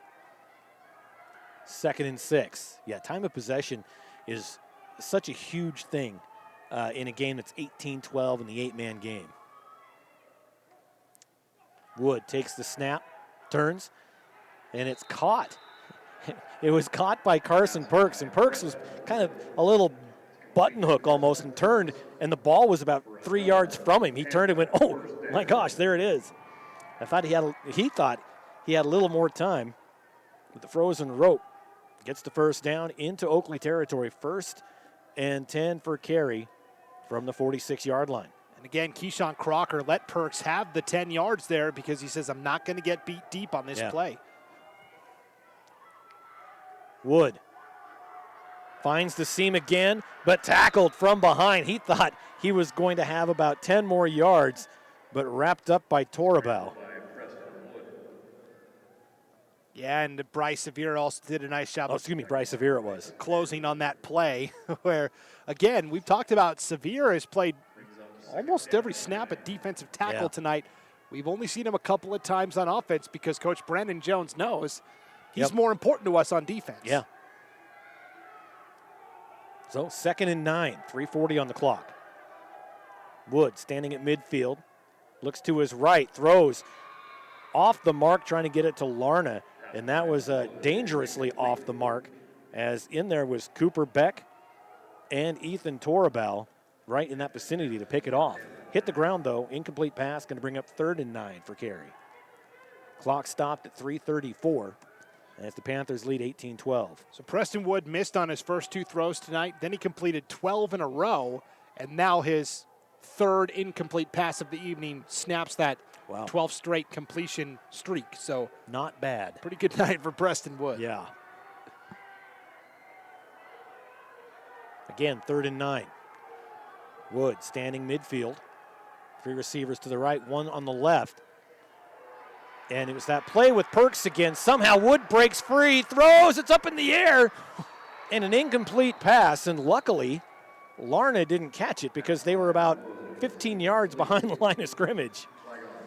Yeah, don't catch it. But what a bull rush that time from William Pregitzer of Oakley. Just manhandled his blocker, and that's what blew up the play. We had a penalty flag come out at the very end as well. Be curious to see what the call is here. They're going to pick it up. All right. They wave it off. How did Wood not go down, though? Pregitzer's like, what do I got to do? He got away. He went for the ankle tackle, somehow got away, and as he rolled outside, he threw it away. And I'm sure as he threw it away, he saw Larna diving for it going, no. Yeah. And now with that, it brings up a pretty interesting 4th and 9 here for Carey with the ball at the Oakley 45 as well. What do you dial up here? It's got to be a pass of some kind, right? On 4th and 9? Or you just open it up, let him run up the middle, right? No, they're going to pass. Boy, and it's just thrown low and away. Intended for Perks, but he didn't even try and go for it. It was about 3 yards. Hit the turf. You saw the rubber pellets bounce. If this would have been Salmon River, I watched them, I think it was against Kendrick in the championship at the Kibbe Dome. It was like 4th and 26 or something. It was crazy. They did the Globe of Death, where it was just that little crazy trick play where everybody huddles together and nobody knows who has it, and then they break away, and they got it. And that's what that play's officially called, huh? The Globe of Death. I don't know if it's officially, but that's what we dubbed it. Charlie Shepard, he was a crazy guy. He didn't believe in punting on 4th down. Loved it. Quick pass. That's going to be incomplete. And the Oakley fans wanted a flag. They're not going to get it. And it'll be 2nd and 10 after the incomplete pass. And I know they want the flag there, but that's about as clean as you can play it for A.J. Black in coverage for Carey. Nice job of reaching in without touching and knocking it away. I mean, maybe in basketball they would have called that, with the foul with that left hand, but not in football. Yeah. Well, speaking of basketball, is coming up rapidly. We're getting schedules up on the website. Girls starts in what? a week and a half? Tomorrow. Tomorrow? Tomorrow. What? Tomorrow. Yeah. So stay tuned to IdahoSports.com. We're working on it. Not every schedule's up there yet, but we got a good chunk of them. Pickett with the option goes to the outside, and he gets swarmed by 6 different Carey players. I'm just going to say the only ones not involved were Preston Wood and Riley Morey. Everybody else on the field in on the tackle. That's a loss of 1, brings up 3rd and 11 for Oakley. Yeah, I was going to say there were so many Panthers in there. There was actually 9, right, in the 8-man game. Basically, a guy came from out of bounds, tackled Yeah. Brent. No, 2:48 left. But still, you're getting tackled by 6 guys. That's a from their own 44-yard line. Pickett. Cranny goes in motion to the near side. Pickett throws and overthrows his receiver, Bridger Duncan. And that's going to bring up 4th and 11 for Oakley from the 44-yard line. 2.5 left in the third. You're down a touchdown towards the end of the third. Looks like they're going to punt as Cranny is back there standing at the 30. Yeah, on a 4th and 11, I think it's too far to try a trick play of some kind. If it was a little shorter, 4th and 6, 4th and 5 maybe. On that last throw, Pickett had time. You know, I think both quarterbacks are starting to hear the footsteps, so to speak, because the pass rush has been there. But on Wood's last throw for Carey and then Pickett's last throw for Oakley, they had time and rushed the throw, and because of that, it fell incomplete. So Perks back to receive. Cranny standing at the 32, gets it. And they're going to, they go for a pass. Shows what I know. Yeah. They go for the fake punt on the pass attempt, and Cranny had his guy. I believe that Pregitzer. Pregitzer, and just, threw it a couple yards too far in front. Now you're giving Carey the ball in great field position. And that would have been a first down had Pregitzer caught it. Cranny really didn't sell it very well. He caught it and immediately went to that side, but underthrew him anyway. I like it, though. Miss 100% of the shots you don't take. Well, you like it if Oakley can get a stop here defensively, Yeah, that's true. I like the gutsy play call, though. That's what I just said. It's called results-oriented thinking. That's not good in corporate lingo. Wood stays on his feet. Quarterback keeper gets to the 41-yard line. But again, Oakley didn't have the ball very long there on that possession. And correct. Carey gets it back here with 2:10 to play in the third. And Carey takes a little more time in the huddle. They take, they're taking their huddle, 10 yards behind the ball. They mosey back. So they do take a lot of time in between plays. 2nd and 7, handoff to Simpson. Simpson barrels up the middle, and that'll bring up 3rd and 3. Clock running, $1:45 left here in the third. Carey's been so efficient at running the ball and controlling the clock. I've got like a huge list of ad reads to get through it. I don't have the time because Carey's, played a pretty buttoned up third quarter here. Very much so. Hashtag broadcaster problems. Yeah. Big thanks to all our sponsors, by the way, that's supported this broadcast tonight. We wouldn't be able to do it without them. So Wood under center, hands it off to Simpson. Simpson gets the first down, plus a couple, gets down to the 32-yard line, stops the clock at 1:16. And chains will move for Carey.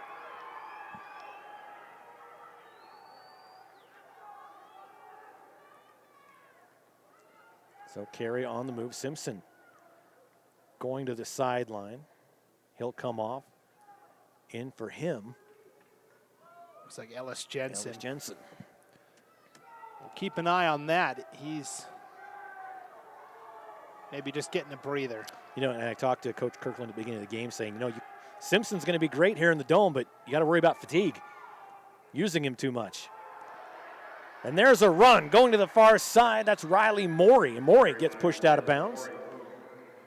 Yeah, a little end-around play that time to Riley Morey. Picked up about 4 yards, make it 2nd and 6 from their own 28-yard line. And I love the play call there because Oakley's thinking, all right, Simpson just left, so Larned definitely is getting the ball here. And you go, no, we're going to give it to our receiver on the end-around. Yep, a lot of arrows in the quiver on the offensive side for Carey. Clock stopped at 40 seconds at the Oakley 28-yard line. Wood takes the snap. Again, hands it off to Ellis Jensen, and Jensen gets taken down, a loss of 3. That brings up 3rd and 9. That was Houston Bingham coming up to make the tackle that time for Oakley, and yeah, that was a significant loss of yardage. Back to 3rd and 9 now for the Panthers. Clock continues to run, 20 seconds. Not a lot of hurry up as the huddle actually goes back even more, and they're just going to go to the sideline. So the end of the third quarter is upon us. Panthers still lead 18-12. An exciting fourth quarter coming up.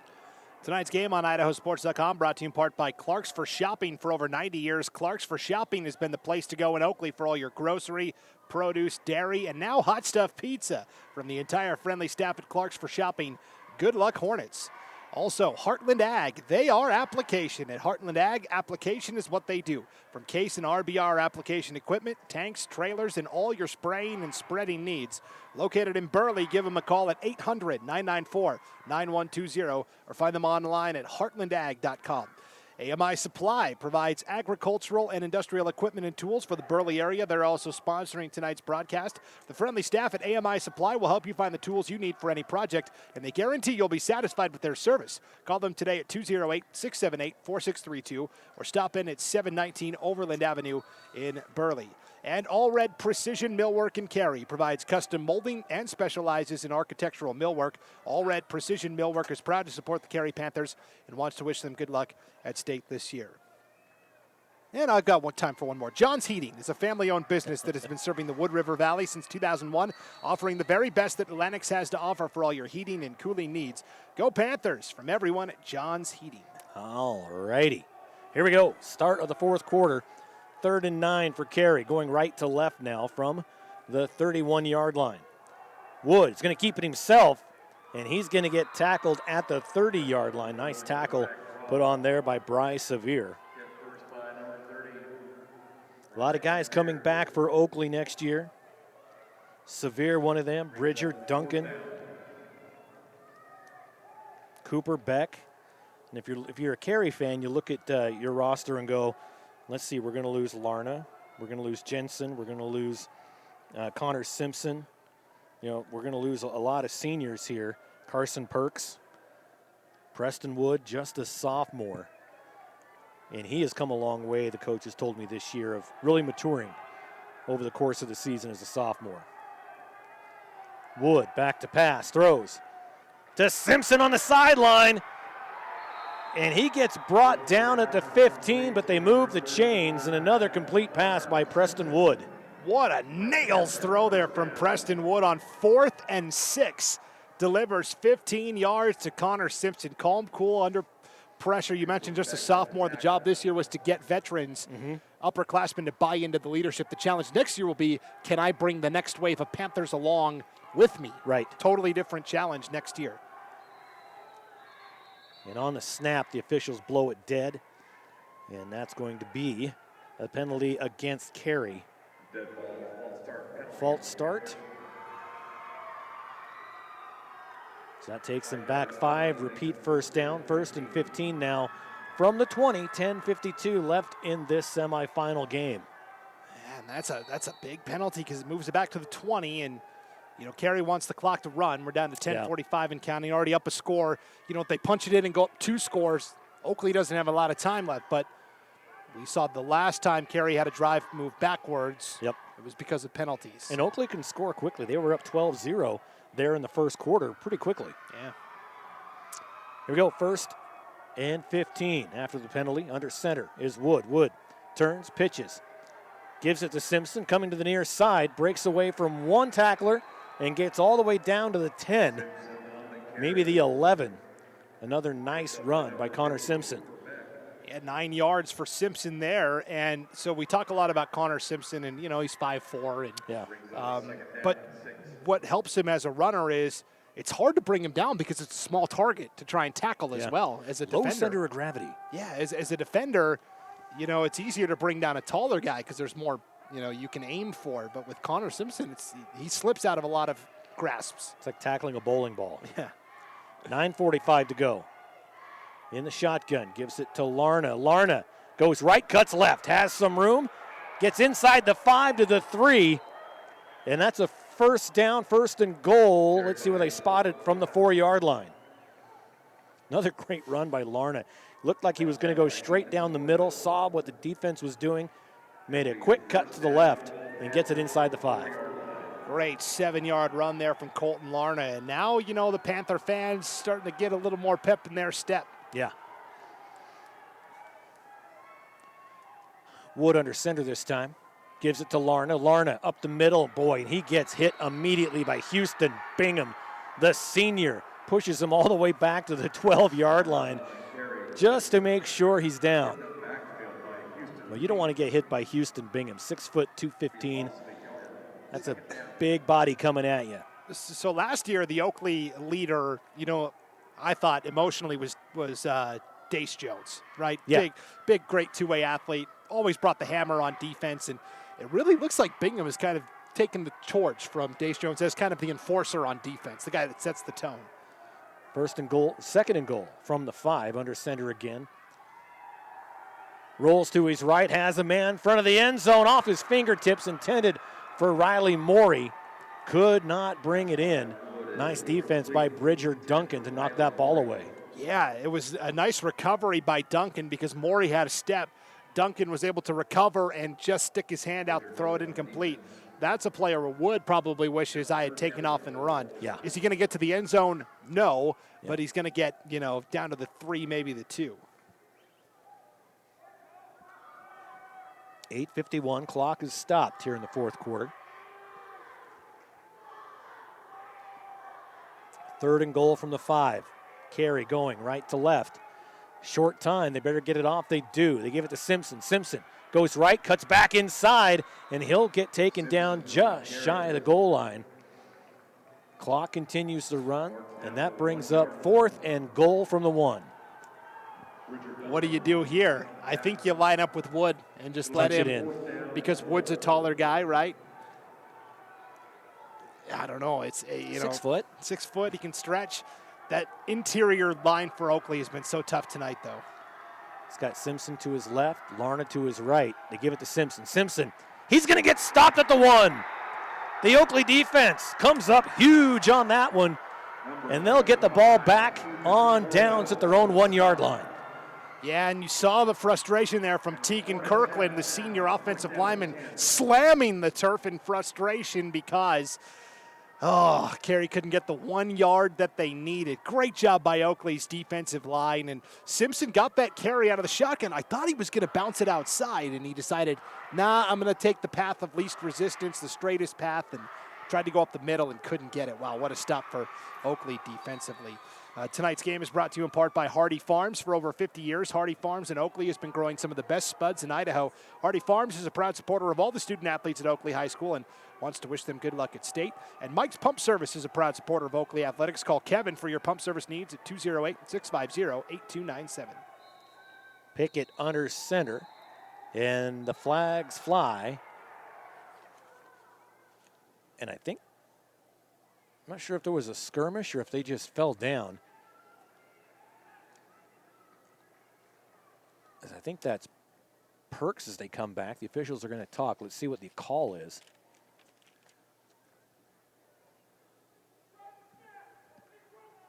Encroachment against Carey. Well, that's a break for Oakley, getting them a little bit further away from their end zone. Because Carson Perks was in the end zone wrapping up the ball carrier, right? Exactly. So 1st and 5 from the 6-yard line. Under center is Pickett. Pickett takes the snap, hands it off. And he gets to the 11-yard line. Nice run put on by Cranny. So that brings up 2nd down. And let's see where the spot is. It might be about 1.5 yards, right at 1 yard. So 2nd and 1 for Oakley. Getting the ball back on downs at the 1-yard line. Only down a touchdown. Pickett turns, hands it off. And I think he gave that to Torabal, who gets tackled for a 2-yard loss, or a 1-yard loss, 3rd and 2. Yeah, it was Carson Perks in the action again for Carey defensively. What a story this would be if Oakley goes 99 yards. And again, the conversions loom large. All it takes is Oakley a touchdown to tie, and if they get the conversion, all of a sudden they're leading. Everybody spread out. 2 receivers on the left and the right. Pickett in the shotgun by himself. Scrambles, comes to the near side, and he tucks and runs to 10, to 14, and he's going to get the first down. That's all he wanted. He didn't, he wasn't looking end zone. He's just looking for first down, and that's what he got on the keeper. Yeah, 4 yards there for Pickett, and he was running the entire way. A bootleg out to the wide side of the field, which is always interesting because that gives the defender a chance to catch you, but Pickett got what he needed.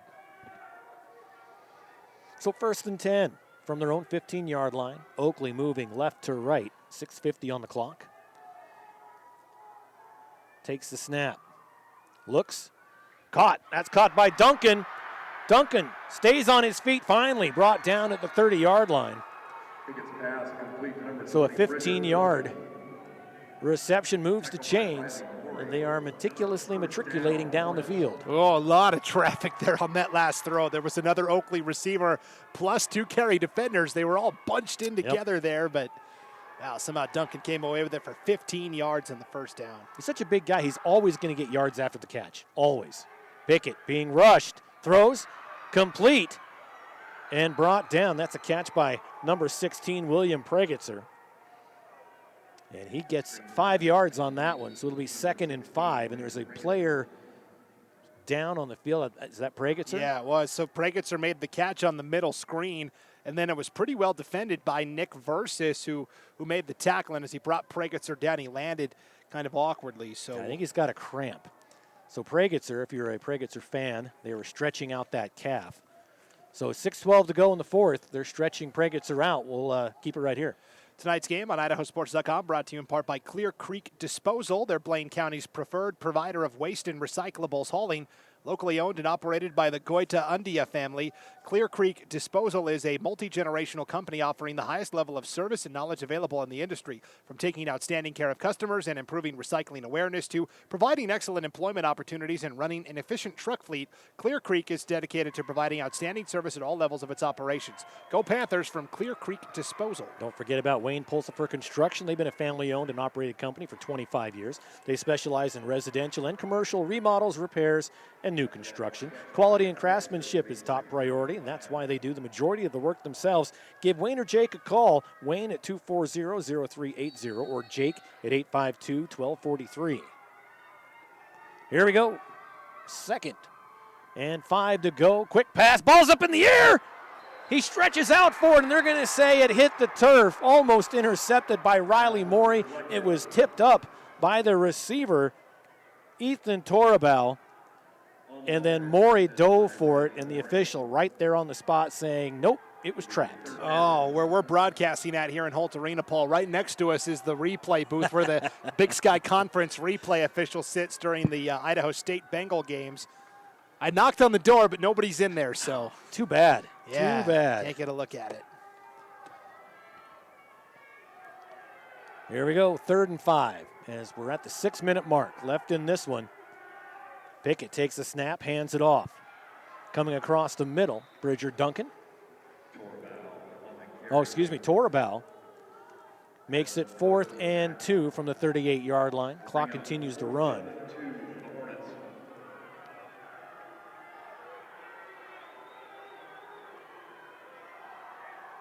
And this is a huge 4th and 2 now for Oakley with 5:35 to go.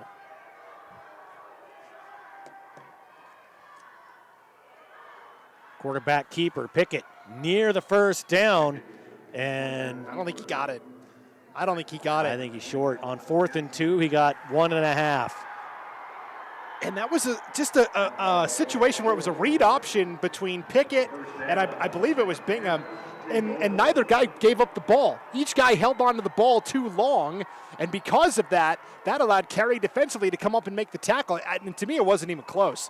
Honestly, Oakley needed 2, and they got maybe a yard. So a huge stop by Carey defensively now with 5:25 to go. And Oakley got a big break by doing this same thing, but back on their own 1-yard line. They were able to bring it back to the 39, and then they get stopped. So the onus now is on this Carey offense with 5:25 to go to really put it out of reach, so to speak, here with 5:25 left in the fourth quarter. Not saying Oakley couldn't put 2 on the board quickly.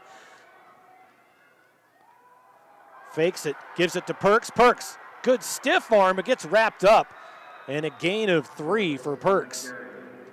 Another end-around play that time, and it was one-on-one, Perks and Duncan knows if I don't make the tackle, Perks is dancing in the end zone. So nicely done by Bridger Duncan on the stop. Yeah, Perks did a good job with that stiff arm, but you're not going to stiff arm Bridger Duncan too often. Yeah, it just doesn't happen. No. Nobody puts Bridger Duncan in the corner. The older I get, I look back at that movie, Dirty Dancing, and go, you know what? She needed to be put in the corner. She was this whiny little brat. If she was my daughter, it would have been the same thing. So put baby in the corner. 4:40 to go in the game under center. Wood turns, hands it off, gives it to Larna. Larna cuts to the right, gets to the 30, gets the first down. Duncan with the tackle, but Larna able to get the first down by a yard. He needed 7. Larna gave him 8. Moved the chains. 1st and 10 for the Panthers. Tonight's game brought to you in part by High Desert Milk. Proud to support the Oakley Hornets. Good luck at state this year, Oakley, from everyone at High Desert Milk. And also Cranny Farms, a proud supporter of Oakley Athletics. They want to wish the boys good luck at state this weekend. Go Hornets from Cranny Farms. Cranny Farms is advertised with IdahoSports.com countless times. All those great advertisers from Oakley and Carey. Thanks, guys. 4:05 left in this one. Clock is running. Carey, 1st and 10. Handoff to Simpson. Simpson gets it to, they're going to say the 20, just across the 25. Brings up 2nd and 7. Ball security, the number 1 factor here for Carey. Just hang on to the ball. Tonight's game brought to you in part by Ireland Bank, a proud sponsor of Carey Athletics. They want to wish the Panthers good luck at state. Member FDIC, equal housing lender. That's Ireland Bank. Ireland Bank right there. If you're coming through Carey, right there on your left. It's not Main Street, it's the highway. So 2nd and 7, ball on the 25, 3:20. Given to Larna. Larna tries to make something out of not much, picks up about 2 yards, tackled from behind by Bryce Sevier. And a timeout taken on the field. And Oakley takes the timeout with 3:14 left in this one. Oakley going to start using their inventory of timeouts here to try and stop the clock with 3:14 to go. Tonight's game brought to you in part by Dusty's Electric. For quality and affordable electrical repair and services in Carey, call Dusty's Electric. From pivots, generators, and pumps to making sure your home or office is wired and running smoothly, Dusty's Electric offers 24-hour service. Let owner Dusty Simpson and his years of professional experience show you why Dusty's Electric is worth the call. Hit them up at 208-721-2088 today. Dusty's Electric is a proud supporter of Carey Athletics and wants to wish the Panthers good luck at state. And M&J Motors in Carey is your place to go for all of your car care needs. Serving the Carey community for over 34 years, they are locally owned and can help you get back on the road again. If your car isn't running, and it should, bring it on over and let the folks at M&J Motors take care of the rest. From parts to service, they do it all. M&J Motors is a proud supporter of the Carey Panthers. And Franklin Building Supply is a proud sponsor of Oakley Athletics. We make building easy. You can find them at 303 North Overland Avenue in Burley. Go Hornets from Franklin Building Supply. 3rd and 5, ball in the 23. Carey going right to left. They're in Oakley territory. And the snap goes to Perks. Perks coming around the near side, the 25. Boy, and he gets hit immediately by Keyshawn Crocker and gets knocked backwards.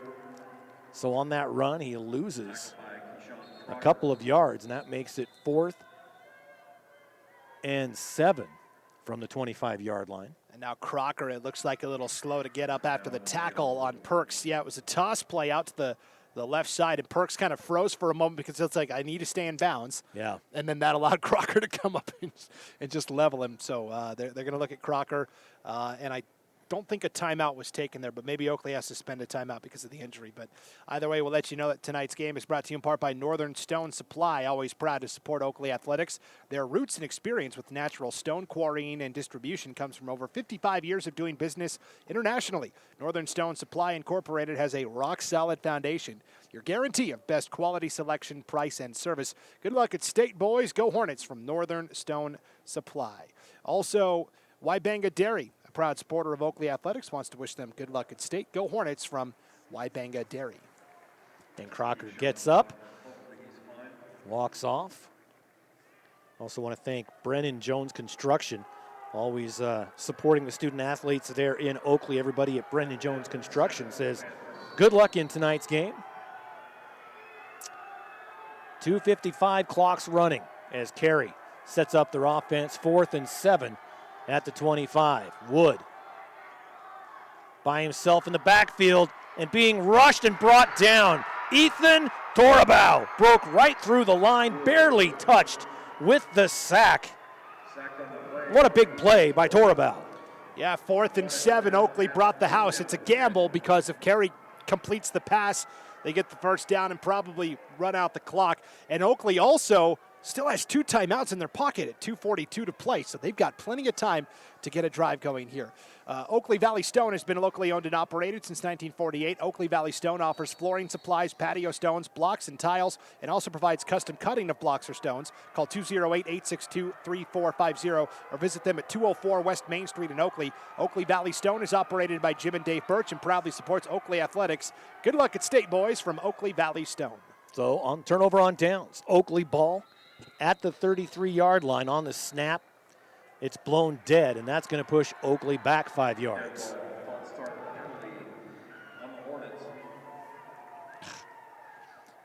You know, the game's almost over, and my pen runs out of ink.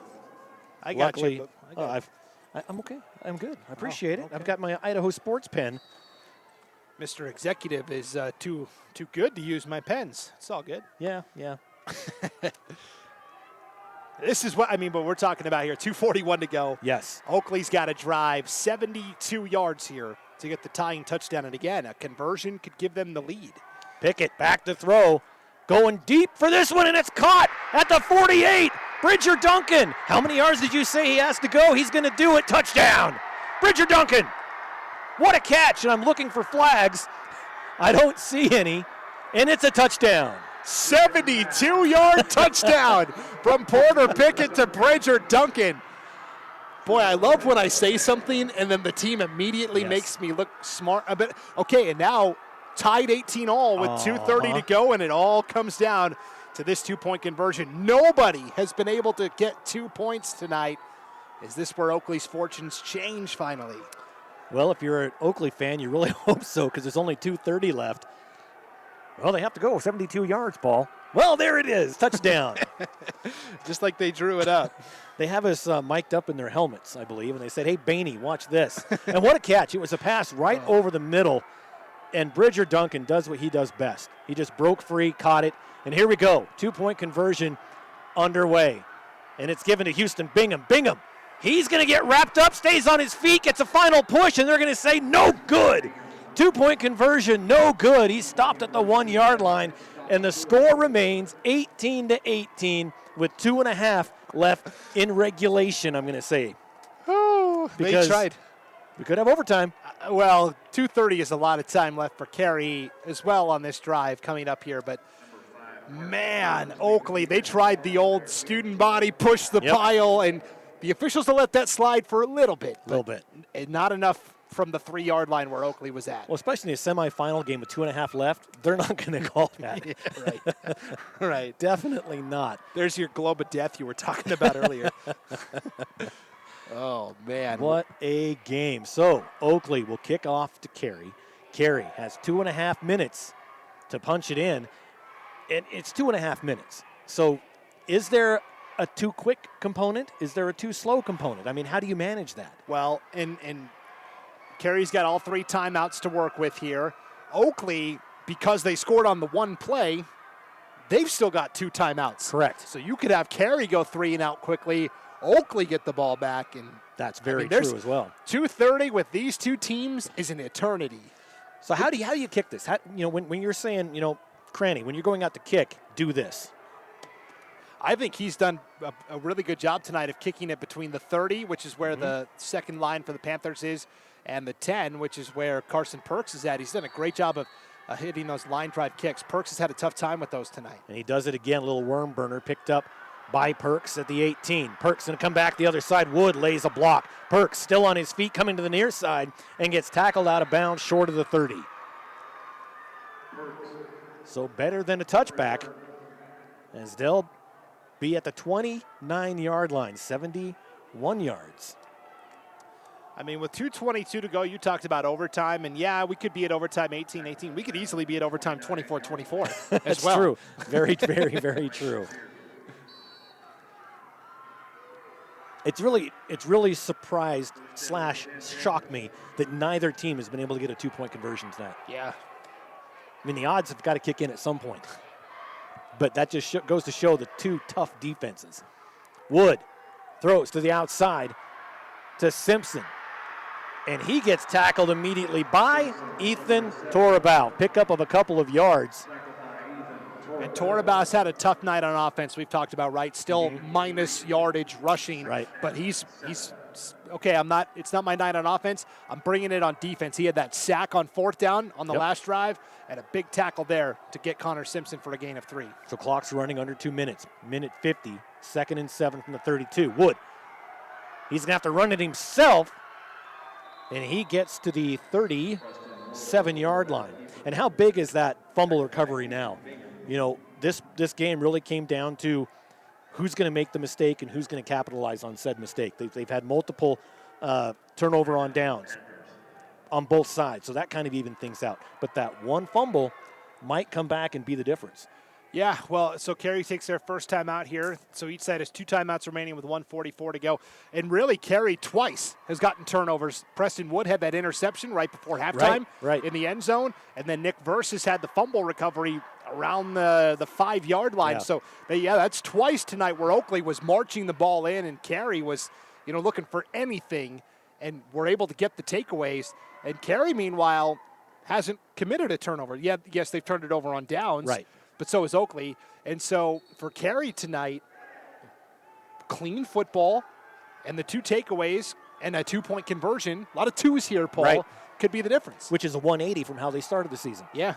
They were very turnover prone, and here they are in the semifinal playing clean football. Actually tied up, excuse me. On 3rd and 2. 3rd and 2, exactly. Simpson comes to the near side. Wood runs away from him. Throws. Downfield, incomplete pass. Nice defense again by Bridger Duncan. Pass was intended for Riley Morey. So 4th and 2. Big 4th down here for Carey. Yeah, and Wood was rolling out that time to the short side of the field. So there's less room to work with. He was doing the point downfield go long and I'll hit you. And Morey's like, I can't. Morey's like, where do I go? I'm already pushed up against the sideline. I'm being boxed out here. It's like, do you see who's guarding me right now? Do you see this? It was interesting to roll out to the short side of the field because it limits your options. Especially with Simpson coming here on the near side in front of him. So 4th and 2, big 4th down with minute 37 to go from the 37-yard line. Carey moving right to left. Wood in the shotgun. 3 receivers to his right. Throws. Incomplete! Again, stopped by Bridger Duncan. And a turnover on downs at the Carey 37-yard line. Oh, man, Riley Morey had it, and then the hit was applied by Duncan, and Morey dropped it. And you saw head coach Lane Kirkland. He was right there on the sideline where Morey dropped it, and he kind of leaned over and said, hey, it's all right. We need you back out there on defense. Forget it and move on. But now Oakley, wow, on the turnover on downs, 1st and 10 at the Carey 37-yard line. 2 timeouts, 92 seconds to go in eternity. And a lot of Carey fans were wanting an interference call on Duncan there on the sideline, but that was just great pass defense. So here we go, 1st and 10 from the 37. The Carey 37. Oakley moving left to right in the shotgun by himself. The southpaw rolling, finds a man at the 25. It's caught. Torabau on his feet. He hoofs it in. Touchdown. One play and a touchdown by Ethan Torabau. Open as Denny's at the 25-yard line. All he had to do was turn and run. And Oakley has really made their bones tonight on one-play touchdowns. 3rd time they've done that tonight. Yeah. One-play drive. And you saw there where Carey just couldn't get the pass rush home. They rushed 3 guys. Pickett had all day and half the night and is able to then scramble and buy time. And Torabau was basically one-on-one. And if that Carey defender didn't make the tackle, which he didn't, you knew Torabau was taking it in. So a crucial 2-point conversion coming up. Neither team has been able to convert tonight with a minute 22 to go, 24-18. In motion goes Cranny, and Pickett runs, jumps. Did he catch it? It's good.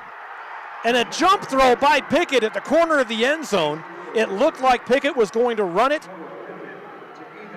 And Torabau comes up big in the end zone, 26-18. The Hornets with the lead with a minute 22 to go in this one. That's why they're the champs, the two-time defending 1A D1 champs. They just find ways, because they've done this over the last 2 championship runs, right, where they've been in tight situations, whether it's Raft River or Prairie or whatever it is. Oakley always seems to find a way to make the plays in the clutch. But you know what? So is Carey. It's just been at the 1A D2 level. So now, you know, Lane Kirkland is talking to his team saying, hey, we've done this before, guys. No need to panic. We've got a minute 22 and 2 timeouts to work with here. Let's go down and get it. You know, in this conference, that Snake River Conference, Oakley, Carey, Raft River. Raft River came up injured at the latter part of the season going into the playoffs, so they got bumped by Grace. But that has got to be probably, arguably, the toughest conference in 1AD1. That is just stacked. And then Carey entering the mix this year. You know, Lighthouse Christian in there, you know, Valley. I mean, all these teams that historically are able to put up big wins all in one conference. The strength of the conference, the rising tide lifts all boats. Yeah. So you talked about the big 3, Oakley, Carey, Raft River. Well, Murtaugh and Lighthouse Christian also made the playoffs this year, despite having, you know, worse records than other teams that missed out because of the strength of the conference. And they ended up playing each other, and Lighthouse barely squeaked by. Yeah, it was a fun game. That kicked off the playoffs. So another worm burner on the kickoff by Cranny, and flag on the field. Did they call a timeout before? No, I think this is going to be against Oakley. And that would be humongous. Yeah, false start on Oakley. So they're going to kick off from even further back. This is going to give Carson Perks a chance to really get downhill on the return here. He's going to now basically field this more than likely around the 25 or the 30, because Oakley now will have to kick off from their own 35. Boy, whoever was offsides there might be wishing that the team bus left him at the Taco Bell on the way here. He, oh, come on. That's moved back to the 35, minute 22. Small amount of yardage. Everybody come up big. Everybody's made a mistake at some point tonight. Not you. And it's picked up by Perks at the 17, and he's in trouble. Oh my gosh, guess who? A surprise. Bridger Duncan breaks through everybody and drops Perks at the 23-yard line. So Perks had a prime opportunity to get going north and south with momentum. And instead he circled and looked, can I break it outside? Where can I go? Instead of, if you get north-south and you build up the momentum, you're probably outrunning a lot of those guys up the middle. Instead, not a great return. You know, it's still at the 23-yard line, and now Carey's got their work cut out for him. 3 receivers to the right, 1 on the left for Preston Wood. Minute 17 to go, moving right to left. Wood, quick pass to Perks. Perks at the 28, and he'll get wrapped up and dropped at the 29-yard line. So 2nd and 5, clock running, minute 7. Carey has to hurry up. Simpson way out on the far side, Perks on the near side.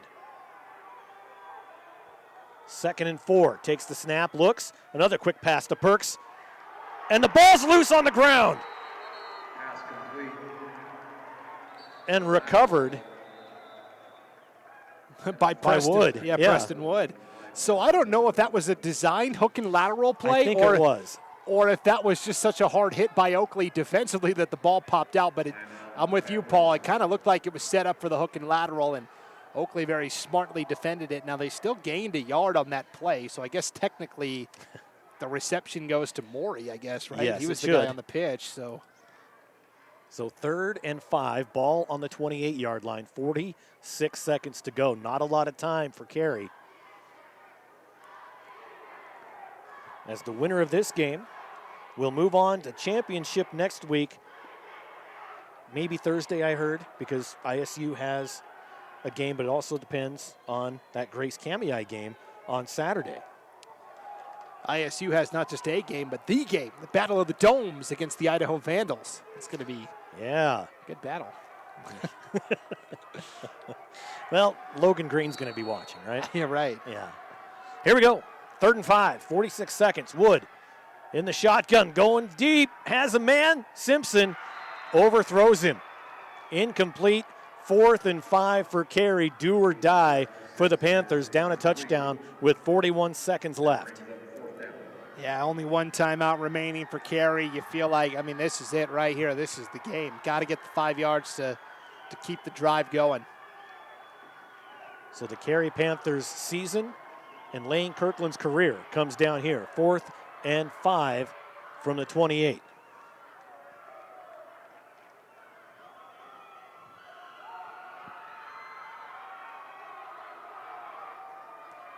Panther fans on their feet, Oakley fans on their feet. I'm standing up. I think you're the only one sitting down. Wood in the shotgun. From his 20, he's got Simpson to his right. And he's being rushed, has some time, airs it out, man downfield, it's caught at the 40, first down. With 33 seconds left, Larna comes up big with the reception.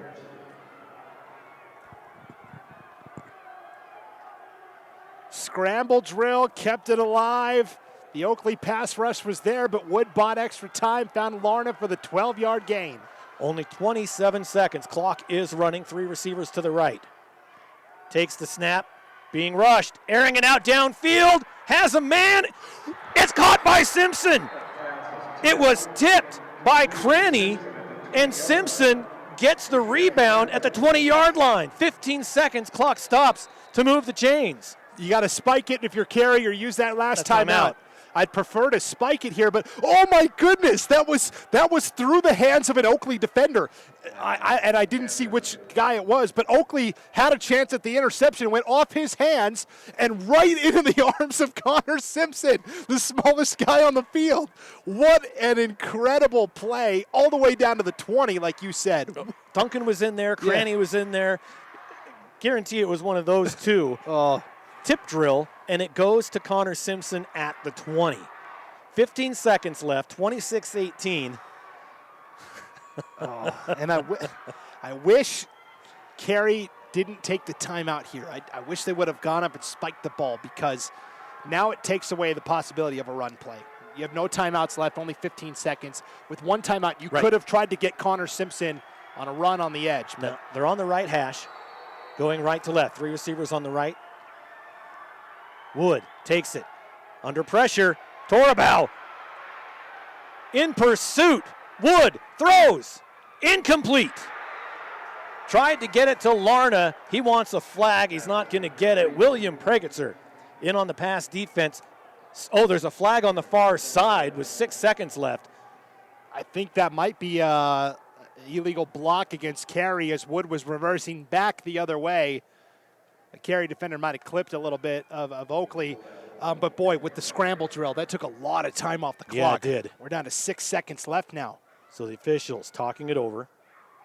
I think this one's against Carey. Against. Well, now they're moving it up, though.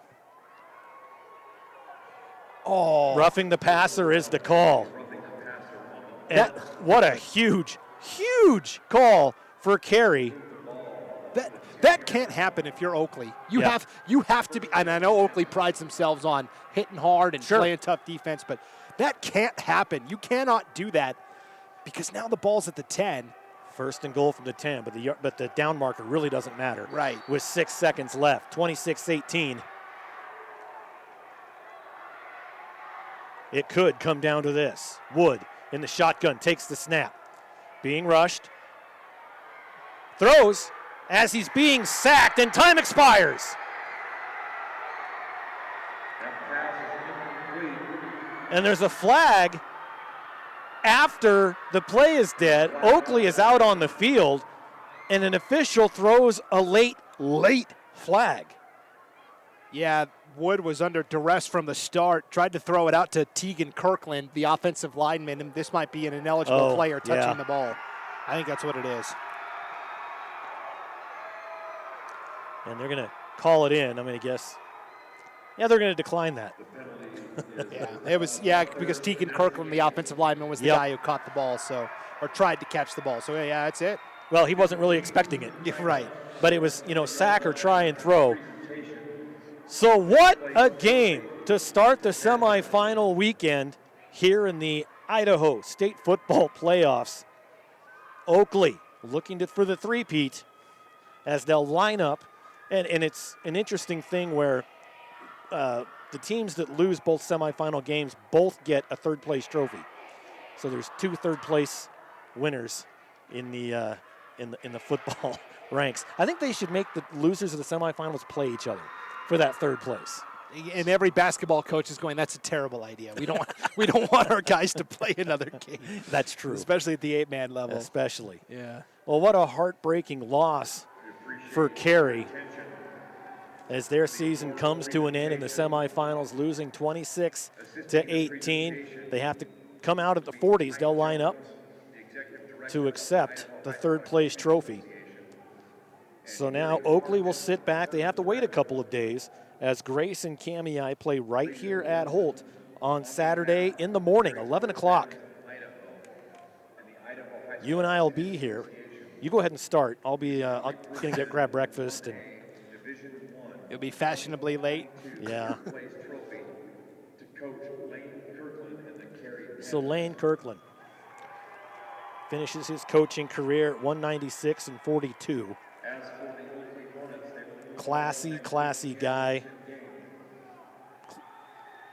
Good team. You saw good sportsmanship on both sides of the ball tonight as well.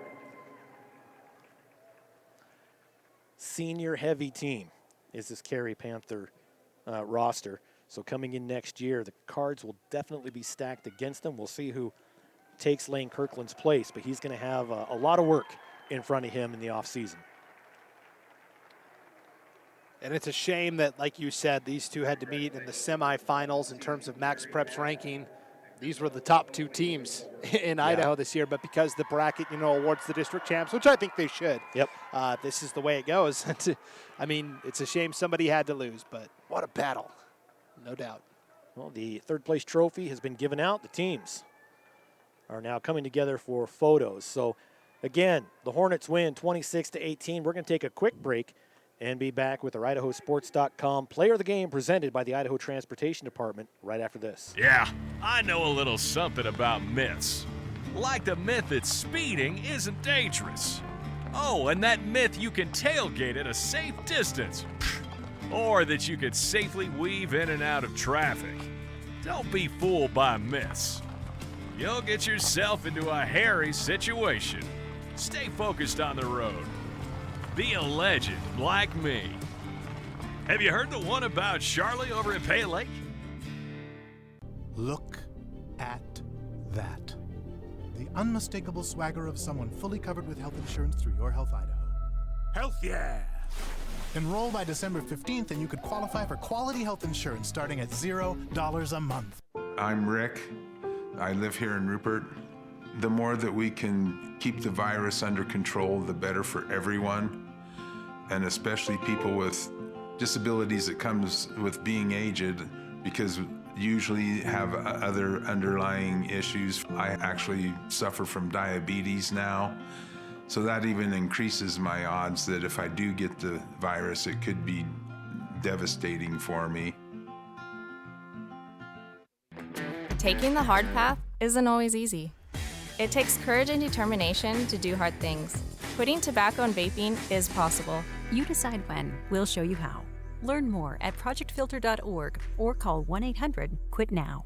If a pedestrian is hit by a car going 20 miles per hour, there's a 90% chance he will survive. At 30 miles per hour, the likelihood of survival decreases to 60%.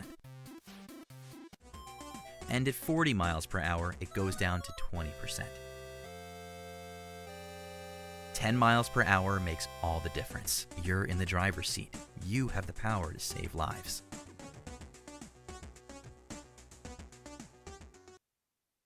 Dear gas prices, go take a hike. Toyota is the #1 retail brand for electrified vehicles for 22 years. Think you can stand in my way? We got this. Toyota Hybrids. Toyota, let's go places.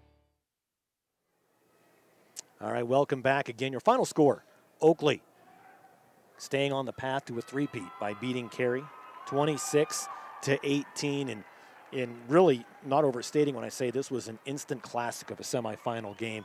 You know, a lot of people go, well, that would have made a good championship. But you know what? Next week, we're going to have a great championship as Oakley will play the winner of Grace and Kamei, two both very, very good teams. I mean, the 1A D1 bracket was stacked this year. So no matter who wins that one, Oakley is going to have their hands full.